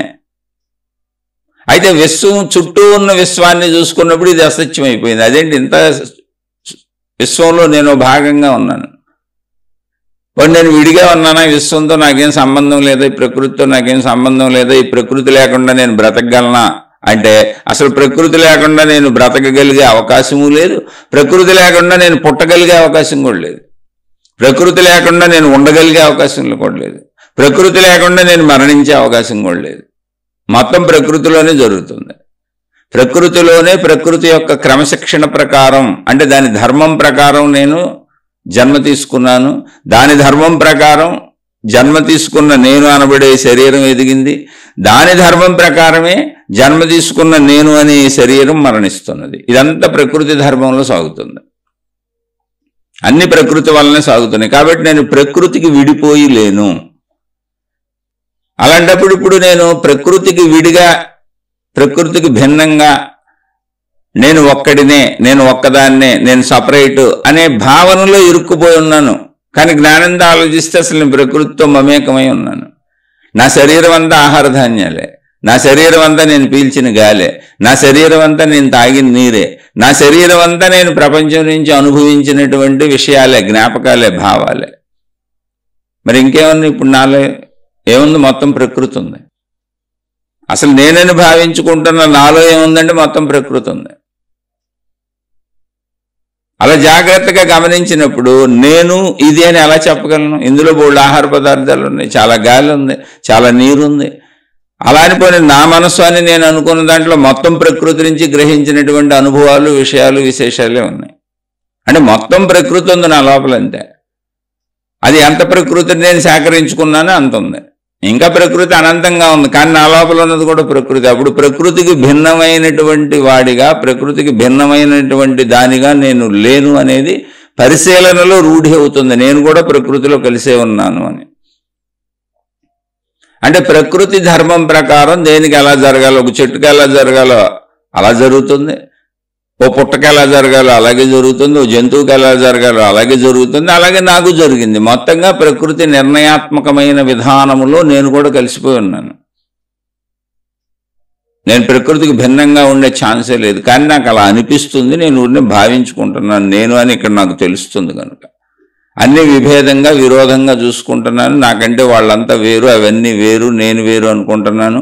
నేను, నాది, నా వాళ్ళు అనేది నేను పెంచుకున్నాను. ఎందుకనంటే నా అనేటువంటి ఈ పరిమిత శరీర భావన నాకు అనిపిస్తున్నది కనుక. ఇది తాత్కాలిక సత్యము. ఈ తాత్కాలిక సత్యము ఎలా అనిపిస్తున్నది అంటే ప్రకృతి యొక్క, అనంత ప్రకృతి యొక్క ధర్మచర్యలో ప్రకృతి తన ధర్మాన్ని దాన్ని పాటించుకుంటూ వెళ్ళిపోతుంది. అలా ప్రకృతి ఎప్పుడైతే మొత్తంగా తన ధర్మాన్ని పాటించుకుంటూ వెళ్తుందో, ప్రకృతిలో ఉన్న అన్ని విడివిడిగా నేను భావించుకున్న దేనికది దాని ధర్మాన్ని చేసుకుంటున్నాయి. ముందే చెప్పుకున్నాం, పంచభూతాలు భూమి, నీరు, గాలి ఇలా అన్ని దేని ధర్మాలు చేస్తున్నాయి. అందుకే ప్రకృతి ఇలా నడుస్తుంది. కాబట్టి ధర్మం ఎక్కడ తప్పదు ప్రకృతిలో. ప్రకృతిలో ధర్మం తప్పటం ఉండదు అసలు. ఎందుకంటే అది సత్యము కనుక, దానికి ఆధారమైన శక్తి సత్యము కనుక, ఆ సత్యము యొక్క లక్షణములు ప్రకృతి ధర్మములు కనుక మార్పు అనేది ఉండదు. ఎప్పుడు ఇలాగ స్థిరంగా సెటిల్డ్గా చక్కగా హాయిగా సాగుతూ ఉంటుంది. అంటే ఇప్పుడు ఏం జరుగుతున్నాయి అలాగే జరుగుతూ ఉంటాయి అన్నీ. ఇక్కడ మనిషిగా ఇప్పుడు మన ధర్మం మనం పాటిస్తున్నామా, మిగిలినన్ని వదిలేస్తే మనిషిగా మనకి విఘ్నత, ఈ ధర్మాన్ని గ్రహించగలిగిన శక్తి కూడా ఇవ్వబడింది. ఇప్పుడు మనం మాట్లాడుకుందంటే ఎక్కడి నుంచి మాట్లాడుకున్నాం? ప్రకృతి సత్యము, ప్రకృతి ధర్మాన్ని పాటిస్తుందని, సత్యము స్థిరమని, సత్యమే క్రియాత్మకమైతే ధర్మం అని, ఇలా అవగాహన ప్రకృతి విషయాలను ఒక్కొక్క దాన్ని పరిశీలించుకుంటూ కొన్ని వందల వేల గ్రంథాలు రాయొచ్చు. ఈ గంటలో చెప్పుకోవటం కాదు, కొన్ని వందల వేల లక్షల గంటలు చెప్పుకోవచ్చు. ఎందుకంటే ప్రకృతిలో విషయాలన్నీ పట్టుకుంటే ఏది ధర్మం, దేని ధర్మం ఎలా ఉంది, ఎన్ని రకాల ధర్మాలు ఉన్నాయి చెప్పుకుంటే వెళ్తే అనంతంగా వెళ్ళిపోద్ది. మనకు అంత అక్కర్లా, విషయం తెలుసుకుంటే చాలు. అది కూడా మానవుడుగా నేను పరిమితుడిని కాదు అనేటువంటి ఆత్మజ్ఞాన సంబంధిత, అంటే నా స్వీయ శరీర, నా స్వీయ మనోబుద్ధులకు సంబంధించిన, నా స్వీయ ప్రాణశక్తికి సంబంధించిన, అనంత ఆత్మశక్తికి సంబంధించిన నా స్వీయ జ్ఞానం నేను తెలుసుకుంటున్నాను. చాలు నాకు అది. నా స్వీయ జ్ఞానంలో నేను ప్రయాణించడానికి అవసరమైన జ్ఞానం కూడా ప్రకృతి ఇచ్చింది. మళ్ళీ అది ప్రకృతిలోంచి వచ్చింది. అందుకే ఇవన్నీ చెప్పుకోగలుగుతున్నాం. ఇటువంటి జ్ఞానం జంతువులకి, చెట్లకి, కొండలకి, గుట్టలకి, నదులకి, సముద్రాలకి ఇవ్వబడలేదు కనుక అవి చెప్పుకోవట్ల, వాటి ధర్మాలు పాటించుకుంటూ వెళ్తున్నాయి. అంటే ప్రస్తుతానికి అది మనిషి అభిప్రాయం, వాటికి ఇవ్వబడలేదు అని. ఒకవేళ ఇవ్వబడిన వాటి విధానాల్లో అవి చెప్పుకుంటే కనుక మనకు తెలియదు. మనకు తెలిసింది మనం చెప్పుకోగలిగిందంటే, అంటే అవి మనం గ్రహించేలా లేవు. ఇప్పుడు మనం ఒక జంతువు అయితే తప్ప జంతువుకి ఎలా ఉంటుంది అనేది తెలియదు, మన ఊహ అంతే. అలాగే మనం ఒక కొండో, గొట్టో, సముద్రమో, నీరు, నదో, ఒక నీటి బిందువు అయితే తప్ప వాటికి ఎలా ఉంటుందో మనకు తెలియదు. అలాగే మనం ఒక వృక్షం అయితే తప్ప ఒక వృక్షానికి ఎలా ఉంటుందో మనకు తెలియదు. కాబట్టి వాటి గురించి మనం చెప్పుకునేవన్నీ కూడా ఊహాత్మక, కల్పనాత్మక, సృజనాత్మక, పరిశోధనాత్మక విషయాలు. సత్యమా అసత్యమా తేల్చడం అసంభవం. అవి మనకు అనవసరం కూడా. అసలు తెలియని దాని గురించి చర్చించుకోవడం అనవసరం. అసలు తెలియని దాని గురించే కాదు, మనుషుల్లోనే పక్క మనిషి గురించి తెలియదు. సృష్టి అవకాశం ఇవ్వలేదు. నాలాంటి వారే అనుకోవచ్చు పక్క మనుషుల్ని, అంతవరకే. పక్క మనుషులు కూడా నాలాంటి వారే అనుకోవచ్చు. ఎందుకంటే మానవ జాతి మొత్తం పుట్టుక, పెరుగుట, మరణము ఒకేలా ఉంటాయి. అది ఎప్పటికీ మారదు. అది అప్పటికే ఎందుకు మారదు అంటే ప్రకృతి ధర్మ నియమం. అది ప్రకృతి యొక్క సృష్టి రూల్, అది క్రమశిక్షణ. అది ఎందుకు అది క్రమశిక్షణ తప్పదో, ధర్మం తప్పదో, రూల్ తప్పదో, నియమం తప్పదో, ఎన్ని లక్షల కోట్ల సంవత్సరాలైనా అలాగే సాగుతుంది అంటే దానికి ఆధారమైన సత్యము అనంత ఆత్మశక్తి స్థిరము కనుక. స్థిరమైన దాంట్లో జరిగే ప్రక్రియలన్నీ స్థిరమైన ధర్మాలుగా, స్థిరమైన విధానాలుగా, స్థిరమైన పద్ధతులుగా, స్థిరంగా ఉండటాన్ని క్రమశిక్షణ అన్నాం. అంటే ఎప్పుడూ ఒకలానే జరుగుతుంది. అది సత్యం. ఆ సత్యము యొక్క క్రియ ధర్మము కనుక, సత్యము అనేది స్థిరము కనుక ధర్మక్రియలన్నీ స్థిరముగా జరుగుతాయి. కాబట్టి మార్పు ఉండదు. ప్రకృతిలో ఎప్పుడు మార్పు ఉండదు, ఇలాగే ఉంటుంది. అది మనిషిగా మనం, మనుషులు కూడా నాలాంటి వాళ్ళే అని అనుకోవచ్చు, అంతవరకే తెలుసు. కానీ పక్క మనిషి లోపల ఏం జరుగుతుంది, ఏమనుకుంటున్నారు, వాళ్ళ అనుభవాలు ఏంటి, అనుభూతులు ఏంటని మనకి ఎప్పటికీ తెలియదు. పక్కవారి నొప్పి ఏంటి అని వారి లోపలికి వెళ్ళి వారి నొప్పిని మనం అనుభూతి చెందగలగటం కుదరదు. కాకపోతే మనుషులకు ఉండే నొప్పులు, అంటే మనుషులకు ఉండే ఆకలి, మనుషులకు ఉండే కోరికలు, మనుషులకు ఉండే బాధలు, మనుషులకు ఉండే సమస్యలు నాకు అలాంటివన్నీ ఉంటాయి కనుక, మనుషులందరికీ అలాంటివే ఉంటాయి కనుక నాతో పోల్చుకొని ఊహించగలను, భావించగలను అంతే. కానీ అనుభవంగా నాకు తెలియదు, అది నిజమా కాదో కూడా తెలియదు. పక్క మనిషిదే నాకు నిజమో కాదో తెలిసేలా సృష్టి పెట్టలేదు. అంటే సృష్టి ఇచ్చిన అవకాశం ఏంటి? ఇప్పుడు నిన్ను నువ్వు తెలుసుకో అంతే సృష్టి ఇచ్చిన అవకాశం. ఇంకేది నీకు అనుభవంగా తెలియదు. పక్క మనిషిది తెలియదు, పక్క చెట్టుది తెలియదు, పక్క జంతువుది తెలియదు, సృష్టిలో ఉన్న దేనిది నీకు తెలియదు. అప్పుడు తెలియదని వెనకపడతాం ఎందుకు? మూర్ఖత్వం కాకపోతే, అజ్ఞానం కాకపోతే. తెలిసిందేంటి? నాకు నేను మొత్తంగా తెలుసు. ప్రతి సెకను, ప్రతి నిమిషం నాకు నేను మొత్తంగా తెలుసు. నా సుఖాలు, నా దుఃఖాలు, నా అనుభవాలు, నా ఉనికి, నేను అన్నీ నాకు తెలుసు. ఎప్పుడు తెలుస్తూనే ఉంటాయి, ఒక్క గాఢ నిద్రలో తప్ప. కాబట్టి నన్ను నేను తెలుసుకునే ప్రయత్నం. ఇప్పుడు మనిషిగా మనకి ఇవ్వబడినటువంటి జ్ఞానంతోనే ఆత్మజ్ఞానాన్ని కూడా చెప్పుకోగలుగుతున్నాం. మనమేం కొత్తగా సాధించింది ఏం లేదు. ఈ ఫెసిలిటీ కూడా ఆ శక్తి ఇచ్చిందే, ప్రకృతి ఇచ్చిందే. ఈ జ్ఞాన ప్రక్రియ కూడా మనిషికి ఇవ్వబడింది. మనకి ఇవ్వబడపోతే మనం దాన్ని మళ్ళీ తర్కించలేం, శోధించలేం, అన్వేషించలేం. అదే మనకి ఇవ్వబడిన స్వేచ్ఛ. స్వేచ్ఛలో ఎంత స్వేచ్ఛ ఇవ్వబడింది అంటే తినే వాటిలో నీకు నచ్చినవి తినొచ్చు, ఎందుకంటే మీకు చాలా వెరైటీలు ఇచ్చాం. అలా అనుభవించే అన్ని విషయాల్లో అక్కడ చాలా వెరైటీలు ఉన్నాయి, నీకు నచ్చినవి అనుభవించవచ్చు. నువ్వు చేసేటువంటి పనులు ప్రక్రియల్లో నీకు స్వేచ్ఛ ఇవ్వబడింది. నువ్వు మంచిగా ఉండొచ్చు, చెడ్డగా ఉండొచ్చు. ఎందుకంటే ప్రకృతిలో మంచి చెడు లేదు, అది ఒక క్రమశిక్షణగానే వెళ్తుంది. కానీ మానవ ధర్మాలలో మంచి చెడు మనం పెట్టుకున్నాం, మనకు తెలుస్తుంది. ఒక సింహానికి తెలియదు, ఒక పులికి తెలియదు, ఎందుకంటే అది దాని సహజ జీవితం. తెలియటానికి ఏమీ లేదు, అది మాంసం తినే బతకాలి. అలాగే సాధు జంతువులన్నీ గడ్డి తినే బతకాలి, ఆకులు అలములు తినే బతకాలి, అది ధర్మం. కాబట్టి అక్కడ తెలుసుకోవడానికి అసలు ఈ ప్రక్రియ లేదు అక్కడ. కానీ మనకి స్వేచ్ఛ ఇవ్వబడింది. స్వేచ్ఛ ఎలా ఇవ్వబడింది అంటే నీకు తెలుస్తూ నువ్వు మంచిగా ఉండొచ్చు, చెడ్డగా ఉండొచ్చు. ఎక్కడ? మానవ సమూహంలో నువ్వు నిర్మించుకున్నదంట. అంటే ఇప్పుడు మనిషి చూడండి, మనిషి అసలు సాధు జంతువా, క్రూర జంతువా? ఇప్పుడు సృష్టిలో సాధు జంతువులు ఉన్నాయి, అవి మాంసాహారం తినలేవు. సృష్టిలో క్రూర జంతువులు ఉన్నాయి, అవి మాంసాహారం మాత్రమే తింటే శాకాహారం తినలేవు. ఇప్పుడు మనిషి సాధు జంతువా, క్రూర జంతువా? అక్కడ నీకు స్వేచ్ఛ ఇవ్వబడింది. అంటే నువ్వు మాంసాహారం తిని బతకగలవు, శాకాహారం తిని బతకగలవు. అలా నీకు స్వేచ్ఛ ఇవ్వబడింది. ప్రకృతిలో నీకు ఇవ్వబడిన స్వేచ్ఛది. ఆ స్వేచ్ఛకు తగ్గ అద్భుతమైన జ్ఞానం ఇవ్వబడింది. ఆ జ్ఞానంతో నువ్వు స్వేచ్ఛలో నీ ఇష్టం వచ్చినట్టు ఉండొచ్చు అని చెప్పబడింది. ఇప్పుడు జాగ్రత్తగా ఆలోచిస్తే నేను శాకాహారం తిని బతకగలను, నేను మాంసాహారము తిని బతకగలను. నాకు శాకాహారం సమృద్ధిగా దొరుకుతుంది, నాకు అందుబాటులో ఉంది. కానీ నేను బ్రతికున్న జీవులను చంపి తింటాను, అవి గిలగిలా కొట్టుకుంటుంటే చూసి తింటాను. ఇది తప్పా రైటా తెలీదు, నీ విఘ్నతలో నువ్వు ఉండటమే. దీన్ని నేను తప్పు రైట్ అని నేను చెప్పట్లా, నీ విఘ్నత, అది నీ విఘ్నతలో ఉంది. అది అలాంటి స్వేచ్ఛ ఒకటి నీకు ఇవ్వబడింది. ఆ స్వేచ్ఛకు ఫలితాలు సృష్టిస్తుంది. అది ఎలా వస్తాయో మనకు తెలియదు, ఎందుకంటే మాంసాహారం ప్రపంచవ్యాప్తంగా తినేవాళ్ళు బోల్డ్ మంది ఉన్నారు. అయితే మళ్ళీ చాలా జాగ్రత్తగానండి, మాంసాహారం ప్రపంచవ్యాప్తంగా తినే అలవాటు అసలు ఎక్కడి నుంచి వచ్చింది అంటే మొట్టమొదట మనిషి జంతువులతో కలిసే బతికాడు. తన ఆకలి కోసం, తన మనుగడ కోసం జంతువులు ఏం చేస్తున్నాయో వాటిని అనుసరించాడు. అలా అనుసరించినప్పుడు మనిషికి మాంసాహార జంతువులు కనపడుతున్నాయి, శాకాహార జంతువులు కనపడుతున్నాయి. మాంసాహార జంతువులు తింటున్నప్పుడు మాంసం తినొచ్చని తెలిసింది, అలా ట్రై చేసి చంపి కాల్చుకు తిన్నాడు. శాకాహార జంతువులు తింటున్నప్పుడు ఇదిగో ఈ మొక్కలకు సంబంధించి ఇవన్నీ తినొచ్చని తెలిసింది. ఎందుకని? విష పదార్థాలకు సంబంధించిన జంతువులు కూడా తినవు, ఇవి తినొచ్చని తెలిసింది, అవి తిని బతికాడు. అయితే ఇలా బ్రతుకు తెరువులో మళ్ళీ రెండూ చేసుకుంటూ వచ్చాడు. కొన్ని దేశాలలో అసలు శాకాహారమే దొరకని దేశాలు చాలా ఉన్నాయి, శాకాహారం పండని దేశాలు చాలా ఉన్నాయి. ఎడారి ప్రాంతాలు, ఇసుక ప్రాంతాలు, మంచు ప్రాంతాలు, రకరకాల ప్రదేశాలు ఉన్నాయి భౌగోళికంగా.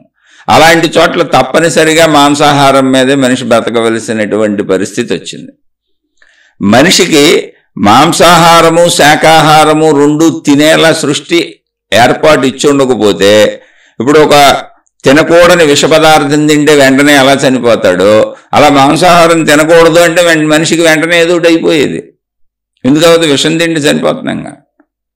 తినకూడని కాయలో, తినకూడని పళ్ళలో విషాహారం తిండి చనిపోతాంగా. కాదు, ప్రకృతి ఏదో వెసులుబాటు కల్పించింది భౌగోళిక పరిస్థితులను బట్టి, అది నువ్వే నిర్ణయించుకోమని చెప్పింది. అది మనిషికి ఇవ్వబడిన స్వేచ్ఛ. అలా మనిషికి అనేక విషయాలలో స్వేచ్ఛ ఇవ్వబడింది. ఇప్పుడు స్త్రీ పురుష శారీరక సంబంధాలలో మొట్టమొదట అసలు వివాహ వ్యవస్థ లేదు. ఇప్పుడు జంతువులకు కోరిక కలిగింది. జంతువులు కూడా సేమ్ మనుషుల్లాగానే స్త్రీ పురుషులు కలుస్తాయి, స్త్రీ పురుష జంతువులు కలుస్తాయి. వాటికి కోరిక కలిగినప్పుడు కలుస్తాయి అంతే. వాటికేమి ఇప్పటికే వివాహ వ్యవస్థ లేదు. మనిషి కూడా అలాగే బతికాడు. అలా బ్రతికినప్పుడు వివాహ వ్యవస్థ ఏర్పాటు చేసుకోకముందు మనిషి అలా బ్రతికినప్పుడు ఎవరితో కలిసినా తప్పు లేదు, రైట్ లేదు, ఒప్పు లేదు, అక్కడ ధర్మం అనేది లేదు. అది శరీర సంబంధ విషయంగా జరుగుతుంది. అదే ధర్మం. అప్పుడు కోరిక పుట్టింది, కోరిక తీర్చుకున్నారు, వెళ్ళిపోయారు ఇప్పుడు జంతువుల్లాగా. తద్వారా సంతానోత్పత్తి కలిగింది. జంతువులు ఎలా పెంచుకుంటున్నాయో చచ్చిపోతున్నాయి, పెంచుకోగలిగినాయి పెంచుకుంటున్నాయి, పెరుగుతున్నాయి, బతుకుతాయి, చచ్చాయి. మనుషులు కూడా అలాగే జరిగింది.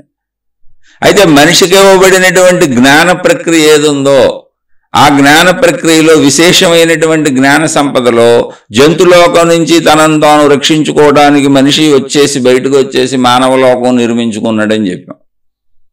అలా నిర్మించుకున్నప్పుడు మానవలోకంలో ధర్మాలన్నీ మనిషి తయారు చేసుకున్నాడు. కాబట్టి ఆ ధర్మాల ప్రకారం నువ్వు జీవిస్తున్నావా లేదా అన్నప్పుడు నీకు ధర్మాలు తెలుసు కనుక నీ శరీరం లోపల ధర్మ అధర్మ స్పందనలు కలుగుతాయి. మిగిలిన చోట్ల ఒక్క మనిషిలో తప్ప మిగిలిన చోట్ల ఎక్కడా ప్రకృతిలో ధర్మ అధర్మ స్పందనలు కలిగే ఛాన్సే లేదు. జంతువులకు కానీ చెట్లకు కానీ మొత్తం విశ్వంలో ఎక్కడా లేదు. ఎందుకంటే అదంతా ధర్మం ప్రకారం నడుస్తుంది.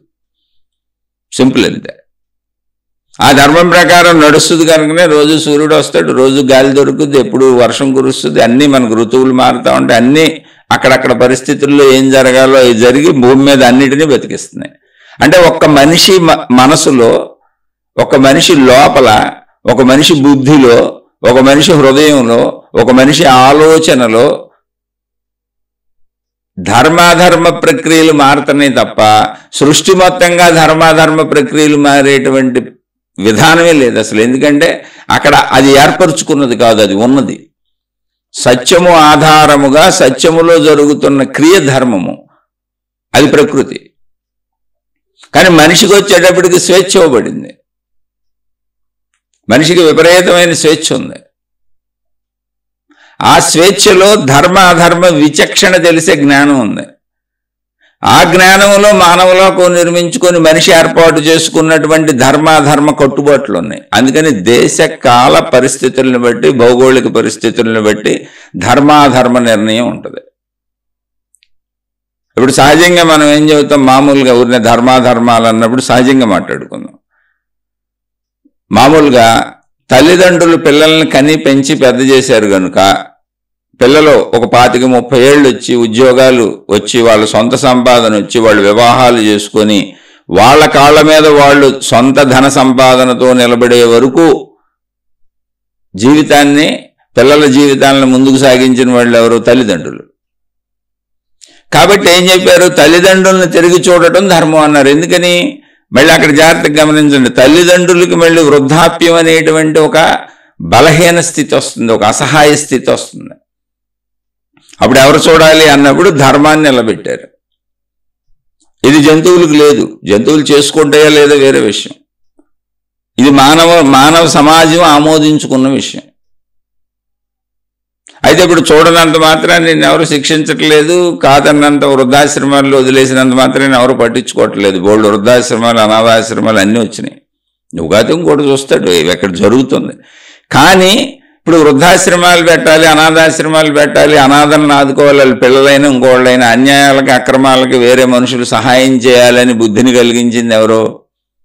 ఎక్కడ అధర్మ ప్రక్రియ జరిగిందో ఆ అధర్మ ప్రక్రియను సరిచేయటానికి సృష్టి మళ్ళీ మనుషులకే ఇంకొక బుద్ధిని పుట్టించింది. అనాథాశ్రమాలు పెట్టండి, వృద్ధాశ్రమాలు పెట్టండి, వేరే వాళ్ళు ఎవరైనా సరే మీరు మంచి పనులు చేయండి, సత్కర్మలు చేయండి అని ఇంకొక అవకాశాలు మళ్ళీ ప్రకృతి కల్పించింది.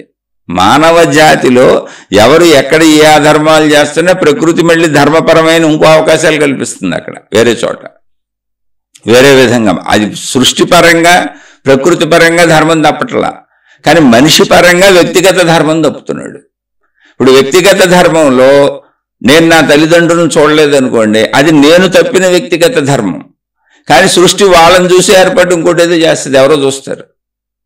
సృష్టి అది ఆపదు, ఎందుకంటే సృష్టిలో ధర్మ ప్రక్రియ ఆగదు. మరి నేను నా ధర్మ ప్రక్రియ తప్పాను కదా, అక్కడేం చేయాలి అంటే దానికి మళ్ళీ సృష్టి బ్యాలెన్సింగ్ సూత్రంలో నేను ఎంత ధర్మాన్ని తప్పానో అంత అధర్మం, అంటే అంత ధర్మం నా జీవితంలో తప్పుతుంది. ఏదో చోట బ్యాలెన్స్ చేస్తుంది. అది సృష్టి శక్తికి తెలుసు, అది ఏక విశ్వశక్తి కనుక. ఇలా అని మనం నిర్ధారించి చెప్పుకోవడానికి సరిపోం. అలాగే నేను తప్పిన ధర్మాన్ని ఎవరో పూర్తి చేశారు ఎక్కడో. ఇప్పుడు నా తల్లిదండ్రులు నేను చూడలేదు, ఎవరో చూశారు. వాళ్ళకి ఏ వైపు నుంచి మళ్ళీ సమతూకంగా వాళ్ళు చేసినటువంటి ధర్మానికి వాళ్ళ జీవితంలోకి ధర్మం వచ్చేలా పెట్టింది, నేను చేసినటువంటి అధర్మానికి నా జీవితంలోకి అధర్మం వచ్చేలా పెట్టింది. ఇది సహజత్వం. మరి కొన్ని చోట్ల ఇప్పుడు ఇది అందరి తల్లిదండ్రులకి ఈ ధర్మసూత్రం వర్తిస్తుందా అంటే ఖచ్చితంగా వర్తించదు. ఎందుకు వర్తించదంటే అసలు చిన్నప్పటి నుంచి తల్లిదండ్రులు పిల్లల్ని పెంచి పెద్ద చేశారు, వీళ్ళు వాళ్ళ కాళ్ళ మీద వాళ్ళు నిలబడటానికి వీళ్ళే కారణం అని మనం చెప్పాం. ఓకే, అంతవరకు బాగానే ఉంది. కానీ పెంచి పెద్ద చేసేటప్పుడు ఆ పిల్లల్ని ఎంత హెరాస్మెంట్కి గురి చేశారు, ఎంత బాధకు గురి చేశారు, ఎంత నొప్పికి గురి చేశారు, లేదా ఎంత సుఖానికి హాయికి ప్రేమలతో పెంచారు, వీటి మీద ఆధారపడి మీ రుణాలు ఉంటాయి. మీరు అలా హెరాస్మెంట్తో బాధతో దుఃఖంతో పెత్తనం చేస్తూ నా తిండి తింటున్నావు, నా ఇది తింటున్నావు, నేను చెప్పినట్టు వినాలి, నాకు చెప్పు కింద తేలిలాగా పడి ఉండాలి, నేను అలా నలుపుతూ ఉంటాను నిన్ను ఎప్పుడు అనేటువంటి తల్లిదండ్రులు ఉన్నారనుకోండి, వాళ్ళకే పాపం వస్తుంది. ఎందుకని తెలియని అమాయకపు పిల్లల్ని అలా పెంచే హక్కు నీకు లేదు. ఆ కర్మలు వాళ్ళు అనిపిస్తారు. అందుకని ఇక్కడ కర్మలు తేల్చడం ఎవరి వల్ల కాదు, ధర్మ సిద్ధాంతాన్ని కనుక్కోగలం తప్ప అది తిరిగి కర్మరూపంలో ఎలా వస్తుందో తేల్చడం ఎవరి వల్ల కాదు. ఎందుకు కాదు అంటే అనంత విశ్వశక్తి ప్రణాళికలు జరుగుతున్నది. వ్యక్తికి మనం నిర్ణయించి చెప్పడం కుదరదు, కానీ ఖచ్చితంగా తిరిగి వస్తుంది. ఎందుకు తిరిగి వస్తుంది అంటే అది బ్యాలెన్స్ అవ్వాలిగా. ఇప్పుడు నేను చెయ్యవలసిన ధర్మాన్ని, అంటే నేను నా తల్లిదండ్రులను చూడాలి అనేటువంటి ధర్మాన్ని ఇంకొకళ్ళు ఎవరో చేశారు, నేను చేయలేదు, నేను వదిలేశాను. అప్పుడు ఆ ఇంకొకళ్ళు ఎవరికో వాళ్ళు చేసిన ఎక్స్ట్రా ధర్మానికి వాళ్ళకి ఎక్స్ట్రా ధర్మం వాళ్ళ జీవితంలోకి వెళ్ళాలిగా. కాబట్టి వాళ్ళకి సృష్టి ఆ ఎక్స్ట్రా ధర్మాన్ని ఎలా పంపుద్దో తెలియదు. అది ధన రూపంలో పంపుద్దా, ఆరోగ్య రూపంలో పంపుద్దా, సుఖ రూపంలో పంపుద్దా, హాయి రూపంలో పంపుద్దా, ఎన్ని రకాలుగా మనిషికి మంచి జరిగే అవకాశం ఉందో అన్ని రకాలలో ఏ రకంలోంచి పంపుద్దో తెలియదు. అది మనకు తెలియదు. అలాగే ఇక్కడ ఎన్ని రకాలుగా మనిషికి నష్టం జరిగే అవకాశం ఉందో, ఎన్ని రకాలుగా మనిషికి బాధ కలిగే అవకాశం ఉందో, అంటే అధర్మ ప్రవర్తన వలన అన్ని రకాలలో ఏ రకంగా బాధని, ఆ అధర్మానికి సరిపోయినటువంటి సమతూకమైన బాధను తెచ్చేళ్ళ మీద పడేస్తుందో తెలియదు.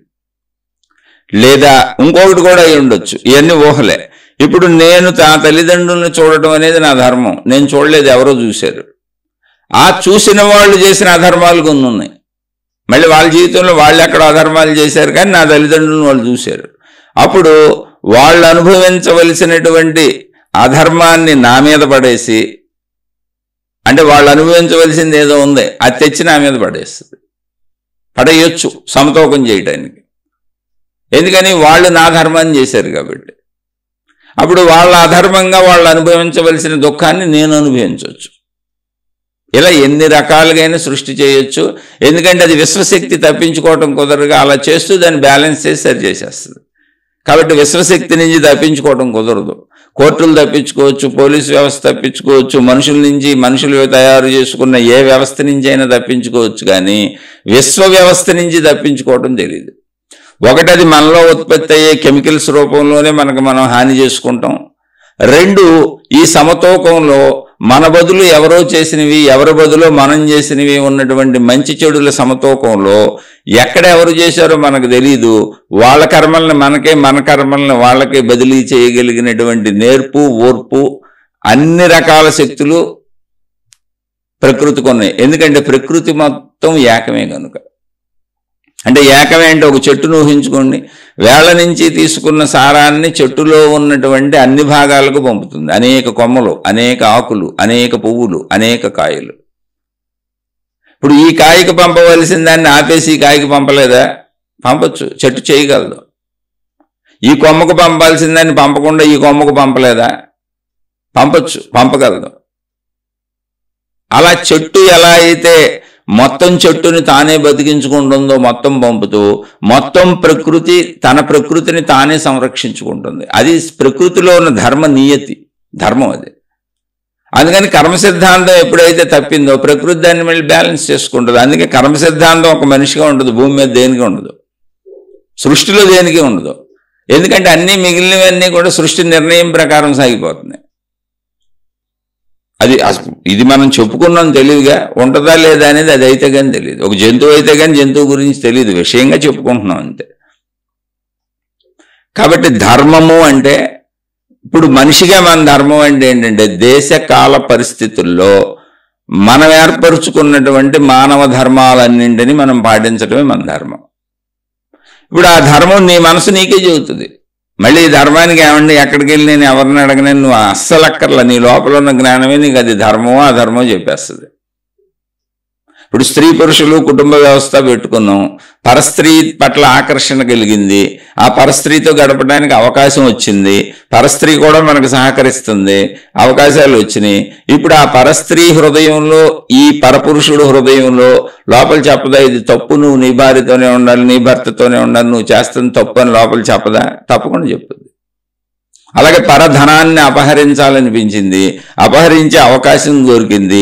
అలా అవకాశం దొరికి అపహరిస్తున్నప్పుడు ఎవరికీ తెలియదులే, ఎవరు పట్టించుకోరులే, ఎవరు చూడలేదులే అనేది అనిపించినా నేను చేస్తుంది తప్పని నీ లోపల చెప్పట్లేదా?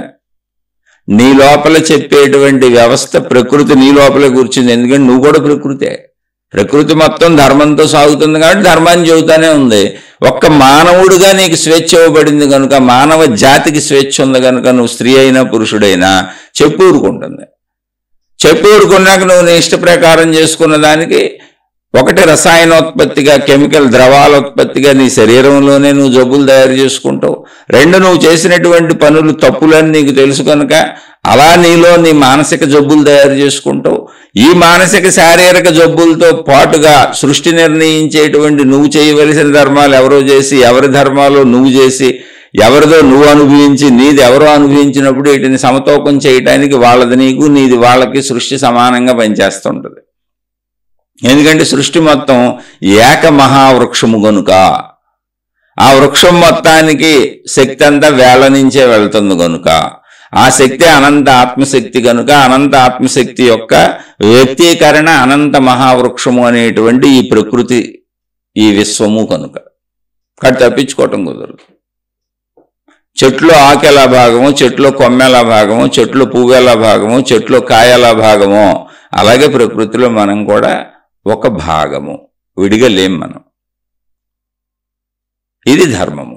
అందుకని ధర్మాన్ని పాటించుకుంటే ఏం చెప్పారు మహాత్ములు? ధర్మో రక్షతి రక్షిత. ధర్మాన్ని ఎవరు పాటించి ధర్మాన్ని రక్షించి ధర్మాన్ని ఆచరిస్తారో వాళ్ళని వాళ్ళు ఆచరించిన ధర్మమే కాపాడుతుంది అన్నారు. కాపాడటం అంటే ఏంటి? నేను ధర్మంగా ఉన్నాను, మంచిగా ఉన్నాను, ఎప్పుడు మంచిగా జీవిస్తున్నాను, నాలో ఉత్పత్తి అయ్యే కెమికల్స్ అన్నీ ఏమి రిలీజ్ అవుతాయి? ఇప్పుడు అన్ని మంచి కెమికల్స్ రిలీజ్ అవుతాయి, ధర్మమైన కెమికల్స్ రిలీజ్ అవుతాయి, చక్కటి కెమికల్స్ రిలీజ్ అవుతాయి. నేను అధర్మంగా ఉన్నాను, నాలో ఉత్పత్తి అయ్యే అధర్మమైన కెమికల్స్ నాకే రిలీజ్ అవుతాయి, వ్యతిరేకమైనవి రిలీజ్ అవుతాయి. ఆ వ్యతిరేకమైన కెమికల్స్ రిలీజ్ అయినప్పుడే నాకు స్ట్రెస్, చికాకు, ఒత్తిడి, డిప్రెషను, నా బుర్ర పాడైపోవటం, నా మనసు అభద్రతకు లోనైపోవటం, భయంకరమైన ఆలోచన రావటం, భయాలు కలగటం, గందరగోళం అయిపోవటం, ఇటువంటి అనేకం నాలో పడతా ఉంటాయి. ఒకటి ద్రవ రూపంలో అంటే కెమికల్స్ రసాయనాలు ఉత్పత్తి అయ్యే రూపంలో నన్ను నేను రక్షించుకుంటాను ధర్మంగా ఉంటే. ఎందుకని శరీరానికి ఉపయోగపడేటువంటి సృష్టి సహజమైన ధర్మ కెమికల్స్ రిలీజ్ అవుతాయి నాలో. కాబట్టి ఆరోగ్యం, మానసిక ఆరోగ్యం బాగుంటుంది, శారీరక ఆరోగ్యం బాగుంటుంది. మంచిగా ఉన్నాను కాబట్టి చుట్టూ ఉన్న వాళ్ళందరూ నాతో మంచిగానే ఉంటారు. నేను మంచివాడిని, నేను మంచిదాన్ని కనుక సమాజంలో ప్రజలు కూడా నాతో మంచిగానే వ్యవహరిస్తారు.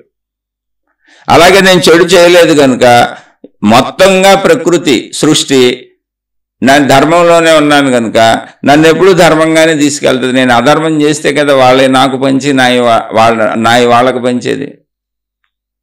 అది సృష్టి తీసుకునే నిర్ణయాల్లో. అందుకని ధర్మం రక్షతే రక్షిత. ధర్మంగా ఉంటే ఎప్పుడు నువ్వు రక్షించబడతావు. ఒకటి శరీరపరంగా, మనోపరంగా, రెండు సృష్టిపరంగా. ఈ విషయాన్ని గమనించిన మహాత్ములు చెప్పారు ధర్మం రక్షతే రక్షిత అని. ఇది ప్రక్రియ. కానీ ధర్మముగా ఎందుకు ఉండాలి అన్నప్పుడు, అసలు ధర్మము అంటే ఏంటి అన్నప్పుడు, నీ జీవన విధానం నువ్వు ఉండటం ధర్మంగానే ఉండాలి. మొత్తం ధర్మమే సృష్టి అంతా సాగుతుంది కనుకనే సృష్టిలో నడుస్తుంది. ధర్మంగా ఉండబోతే ఏమవుద్ది అనేది మన జీవితంలో వచ్చే సమస్యలన్నీ శారీరక, మానసిక, ఆర్థిక, సామాజిక, కుటుంబిక, ప్రాపంచిక, భౌగోళిక కష్టాలన్నీ కూడా అన్ని రకాలు. ఎవడో రోడ్డు మీద వెళ్తూ ఉంటాడు, ఒక కారు వెనక నుంచి వచ్చి కొట్టేస్తుంది. వాడికి ఏం సంబంధం ఉండదు పాపం, పక్కన నడిచి వెళ్తూ ఉంటాడు, కారే వచ్చి కొట్టేస్తుంది. ఇన్ని లక్షల మంది కోట్ల మంది బతుకుతుంటే ఈయన కారు ఎందుకు కొట్టింది, లేదా ఇతనే ఎందుకు యాక్సిడెంట్కి గురయ్యాడు, ఆమెకే అలా ఎందుకు జరిగింది, ఈయనకే అలా ఎందుకు జరిగింది అనే ప్రశ్నలకి ఆన్సర్ లేదు. కానీ అంటే మనం పర్ఫెక్ట్గా దీని ఆన్సర్ చెప్పలేం. కానీ కర్మ సిద్ధాంతం పక్కాగా పనిచేస్తుంది. ఒక్కొక్కడు నడి రోడ్డు మీద పిచ్చోళ్ళు పడుకుంటారు, బోల్డ్ మందిని చూశాను.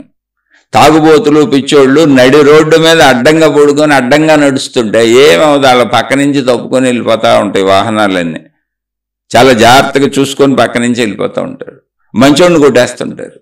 ఏంటంటే వీటికి రీజనింగ్స్ చెప్పలేం మనం. తాగుబోతులు మంచోళ్ళని పిచ్చోళ్ళు మంచోళ్ళని నేను చెప్పటల్లా. ఇవన్నీ ఎందుకు జరుగుతాయి అనే రీజనింగ్ మనకు తెలియదు. ఏ రీజనింగ్ కోసం మీరు జాతకాలు, జ్యోతిష్యులు, తాయెత్తులు, తావీజులు, రక్షరేకులు, లేదా న్యూమరాలజీ పేరుతో పేరు మార్పులు, అక్షరాల మార్పులు, రంగురాళ్ళు, ఉంగరాలు ఇవన్నిటి కోసం తిరిగితే అంతకంటే పిచ్చి మరొకటి లేదు. నువ్వు ధర్మంగా ఉండడం అనే అనంత విశ్వ ప్రక్రియను మానేసి వీటన్నిటి చుట్టూ తిరుగుతున్నావు. ఎందుకంటే ధర్మంగా నువ్వు ఉండలేవు కనుక. వీటన్నింటి చుట్టూ తిరిగేవాళ్ళు ఎవరో తెలిసే, ఈ వాస్తులని జాతకాలని ధర్మంగా ఉండలేని వాళ్ళు, మంచిగా ఉండలేని వాళ్ళు, లోపల భయం ఉన్నవాళ్ళు. లోపల భయం ఎవరికి ఉంటుంది? ధర్మం లేని వాళ్ళకి, మంచి లేని వాళ్ళకి భయం ఉంటుంది. ఆశ ఉన్న వాళ్ళకి, అత్యాశ ఉన్న వాళ్ళకి భయం ఉంటుంది. సరైనటువంటి జ్ఞానంతో ధర్మంగా జీవించే ఎవరికి ఏ భయం ఉండదు. భయం ఉండదు కనుక వాళ్ళు ఏ రంగురాళ్ళు అనక, జాతకాలు అనక, వాస్తులు అనక, గ్రహాలు అనక పడవలసిన అవసరమే లేదు. వాళ్ళకి దేని వెనక పడరాళ్ళు. ఎందుకంటే వాళ్ళతో వాళ్ళు నడుస్తున్నారు. ధర్మం వెనక పడుతున్నారు వాళ్ళు, సత్యం వెనక పడుతున్నారు వాళ్ళు. సత్యంతో నడిచి ధర్మంతో నడిచినప్పుడు నువ్వు దేని వెనక పడవలసిన అవసరం లేదు. అసలు భయమే కలగదు నీకు. అది ధర్మము అంటే ఒకళ్ళు ఎవరో ఆచరించి ఏదో వాళ్ళకు హృదయపూర్తిగా మంచోళ్ళు అయిపోయి ఆచరించేది కాదు. ధర్మము అనేది మొత్తం ప్రకృతి యొక్క వ్యవస్థ. ధర్మము అనేది మొత్తం నీ శరీర నిర్మాణ వ్యవస్థ. గుండె దాని ధర్మం చేసుకుంటుంది, కిడ్నీలు దాని ధర్మం చేసుకుంటున్నాయి, నీ శరీర అవయవాలన్నీ లోపల వేటి ధర్మాలు అవి పాటిస్తున్నాయి. నీ జాయింట్లు వంగుతున్నాయి, కాళ్ళు కదులుతున్నాయి, కళ్ళు చూస్తున్నాయి, చెవులు వింటున్నాయి, ఇవన్నీ వేటి ధర్మాలు అవి చేసుకుంటున్నాయి. మొత్తంగా నువ్వు కూడా నీ ధర్మం నువ్వు చేయాలి. ధర్మము అంటే వాటి పనితీరు. చెవుల ధర్మం వినటం, కళ్ళ ధర్మం చూడటం, ముక్కు ధర్మం వాసన, నాలుగు ధర్మం రుచి చెప్పటం, చర్మం ధర్మం స్పర్శ. అలా దేని ధర్మాలు అన్ని ధర్మాలే పాటిస్తున్నాయి ఇక్కడ. అలా సృష్టి మొత్తం ధర్మంతో ఉంది. ధర్మము అంటే నడిచే వ్యవస్థ, క్రియ. కాబట్టి నీ ధర్మాన్ని నువ్వు పాటించు. మొత్తం మనిషిగా నువ్వేం ధర్మాలు చేయాలో చూడు. ఆ ధర్మం తప్పినప్పుడు ఎలా ఉంటుంది? ఆ పరిహారం సృష్టి చేసేస్తుంది. నువ్వు చేసే పరిహారాలు ఏమి లేవు. ఏదో పరిహారాలు నేను కందిపప్పిస్తాను, ఉప్పిస్తాను, పప్పిస్తానంటే కాదు. అందరూ తప్పులు చేసిన వాళ్ళు అందరూ పరిహారాలు చేసుకోగలరు. అదే అలా అది కుదరదు. సృష్టిలో నిర్ణయం ఉంది. ధర్మో రక్షతి రక్షిత అన్నప్పుడు అధర్మో అన్నప్పుడు మళ్ళీ వేసుకోండి. ధర్మో రక్షతి రక్షిత. ధర్మాన్ని ఆచరించిన వాళ్ళని ధర్మమే రక్షిస్తుంది అన్నప్పుడు అధర్మాన్ని చేసిన వాళ్ళని అధర్మమే శిక్షిస్తుంది. అధర్మంలోనే శిక్ష ఉంది, ధర్మంలోనే రక్ష ఉంది. ధర్మమే రక్ష అంటే ఏంటి? నా శరీరం చక్కగా పనిచేస్తుంది ధర్మంగా ఉన్నప్పుడు. అధర్మంగా ఉంటే నా శరీరం సరిగ్గా పనిచేయదు. సింపుల్ కదా.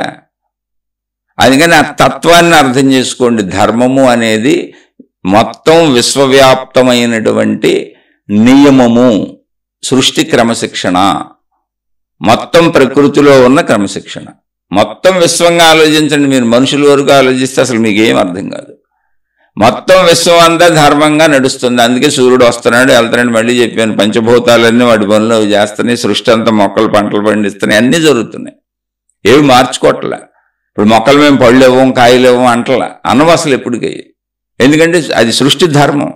మొక్క ఉంటే అది అలా చేయాల్సిందే, అలా జీవించాల్సిందే, అలా బతకాల్సిందే, వాటిని ఉత్పత్తి చేయాల్సిందే. నాకు అవసరం లేదు, నేనెందుకు పళ్ళు పువ్వులు కాయలు ఇవన్నీ ఉత్పత్తి చేసి నేనెందుకు జంతువుల్ని మనుషుల్ని బతికించడం అని మొక్కలు అనుకో. అసలు వాటికి ఆ సంబంధం లేదు, వాటికి తెలియదు. వాటి ధర్మ జీవితం అంతే, అలా నిర్ధారించబడింది. కాబట్టి మొత్తం వ్యవస్థ ప్రకృతి అంతా ధర్మంగా ఉంటుంది. అందులో మనిషిగా నీకు స్వేచ్ఛ ఉంది. కాబట్టి ఆ స్వేచ్ఛని ధర్మంగా వాడుతున్నావా అధర్మంగా వాడుతున్నావా చూసుకో. దాన్ని ధర్మంగా వాడుకుంటూ వెళ్ళిపోతే అసలు నీ ప్రక్రియ ధర్మంలో నువ్వు అనంత ఆత్మశక్తికి వెళ్ళిపోతావు. ఎవరు అనంత ఆత్మశక్తిని తెలుసుకోలేరు. నేను అనంత శక్తి స్వరూపుడును, ఆత్మశక్తి స్వరూపుడును, స్వరూపురాలను అనేటువంటి ధర్మానికి ఆధారమైన కనిపించని సత్యాన్ని ఎవరు తెలుసుకోలేరు. అంటే సత్యం అంటే ఏంటి ముందే చెప్పుకుందాం. శక్తి సత్యము, అది కనిపించదు. శక్తి యొక్క వ్యక్తీకరణ సృష్టి, అది కనిపిస్తుంది. వ్యక్తీకరణ ఏంటి? దాని యొక్క క్రియ, దాని లక్షణములు, దాని గుణములు, అదే ధర్మము. క్రియాత్మకమైనప్పుడు సత్యము, క్రియాత్మకమైనప్పుడు ధర్మము. కాబట్టి నువ్వు నీ ధర్మక్రియలతో కరెక్ట్గా నడిచినప్పుడు ఈ క్రియలు నేను సత్యంలోకి తీసుకెళ్ళిపోతాయి. ఆటోమేటిక్గా ఎవరైనా మోక్షానికి వెళ్తారు, ఎవరైనా ముక్తికి వెళ్తారు, ఎవరైనా ఆత్మసాక్షాత్కారానికి వెళ్తారు, ఎవరైనా నేను అనంత ఆత్మశక్తినని తెలుసుకుంటారు. ఎందుకంటే ధర్మక్రియలన్నీ ఎక్కడి నుంచి ఉత్పత్తి అవుతున్నాయి? సత్యము నుంచి ఉత్పత్తి అవుతున్నాయి, సత్యములో వ్యక్తీకరించబడుతున్నాయి. కాబట్టి ధర్మక్రియలన్నీ మళ్ళీ ఎందులో కలుస్తాయి? సత్యానికి వెళ్తాయి, సత్యంలోనే ఉంటాయి ఇప్పుడు. అందుకని నువ్వు ధర్మంగా జీవిస్తే సత్యాన్ని చేరే అవకాశం ధర్మంలోనే ఉంది. ఆటోమేటిక్గా అదే తీసుకెళ్ళిన ధర్మంలో పడేస్తుంది. మరి ఎందుకు అందరికీ ఆత్మజ్ఞానం ఇష్టం ఉండదు? ఆత్మజ్ఞాన విధానాల్లోకి రారు, ఆత్మజ్ఞాన పద్ధతుల్లోకి రారు, ఆత్మజ్ఞానాన్ని అర్థం చేసుకోరు, ఆత్మజ్ఞానాన్ని ఇష్టపడరు, ఏయో రకరకాలు చేస్తారు. అంటే ఇక మీ తెలివికి, మీ ప్రజ్ఞకి ఇప్పుడు వినదాన్ని బట్టి మీరే నిర్ణయించుకోండి అంతే. ఇందులో నేను చెప్పేది ఏముంది?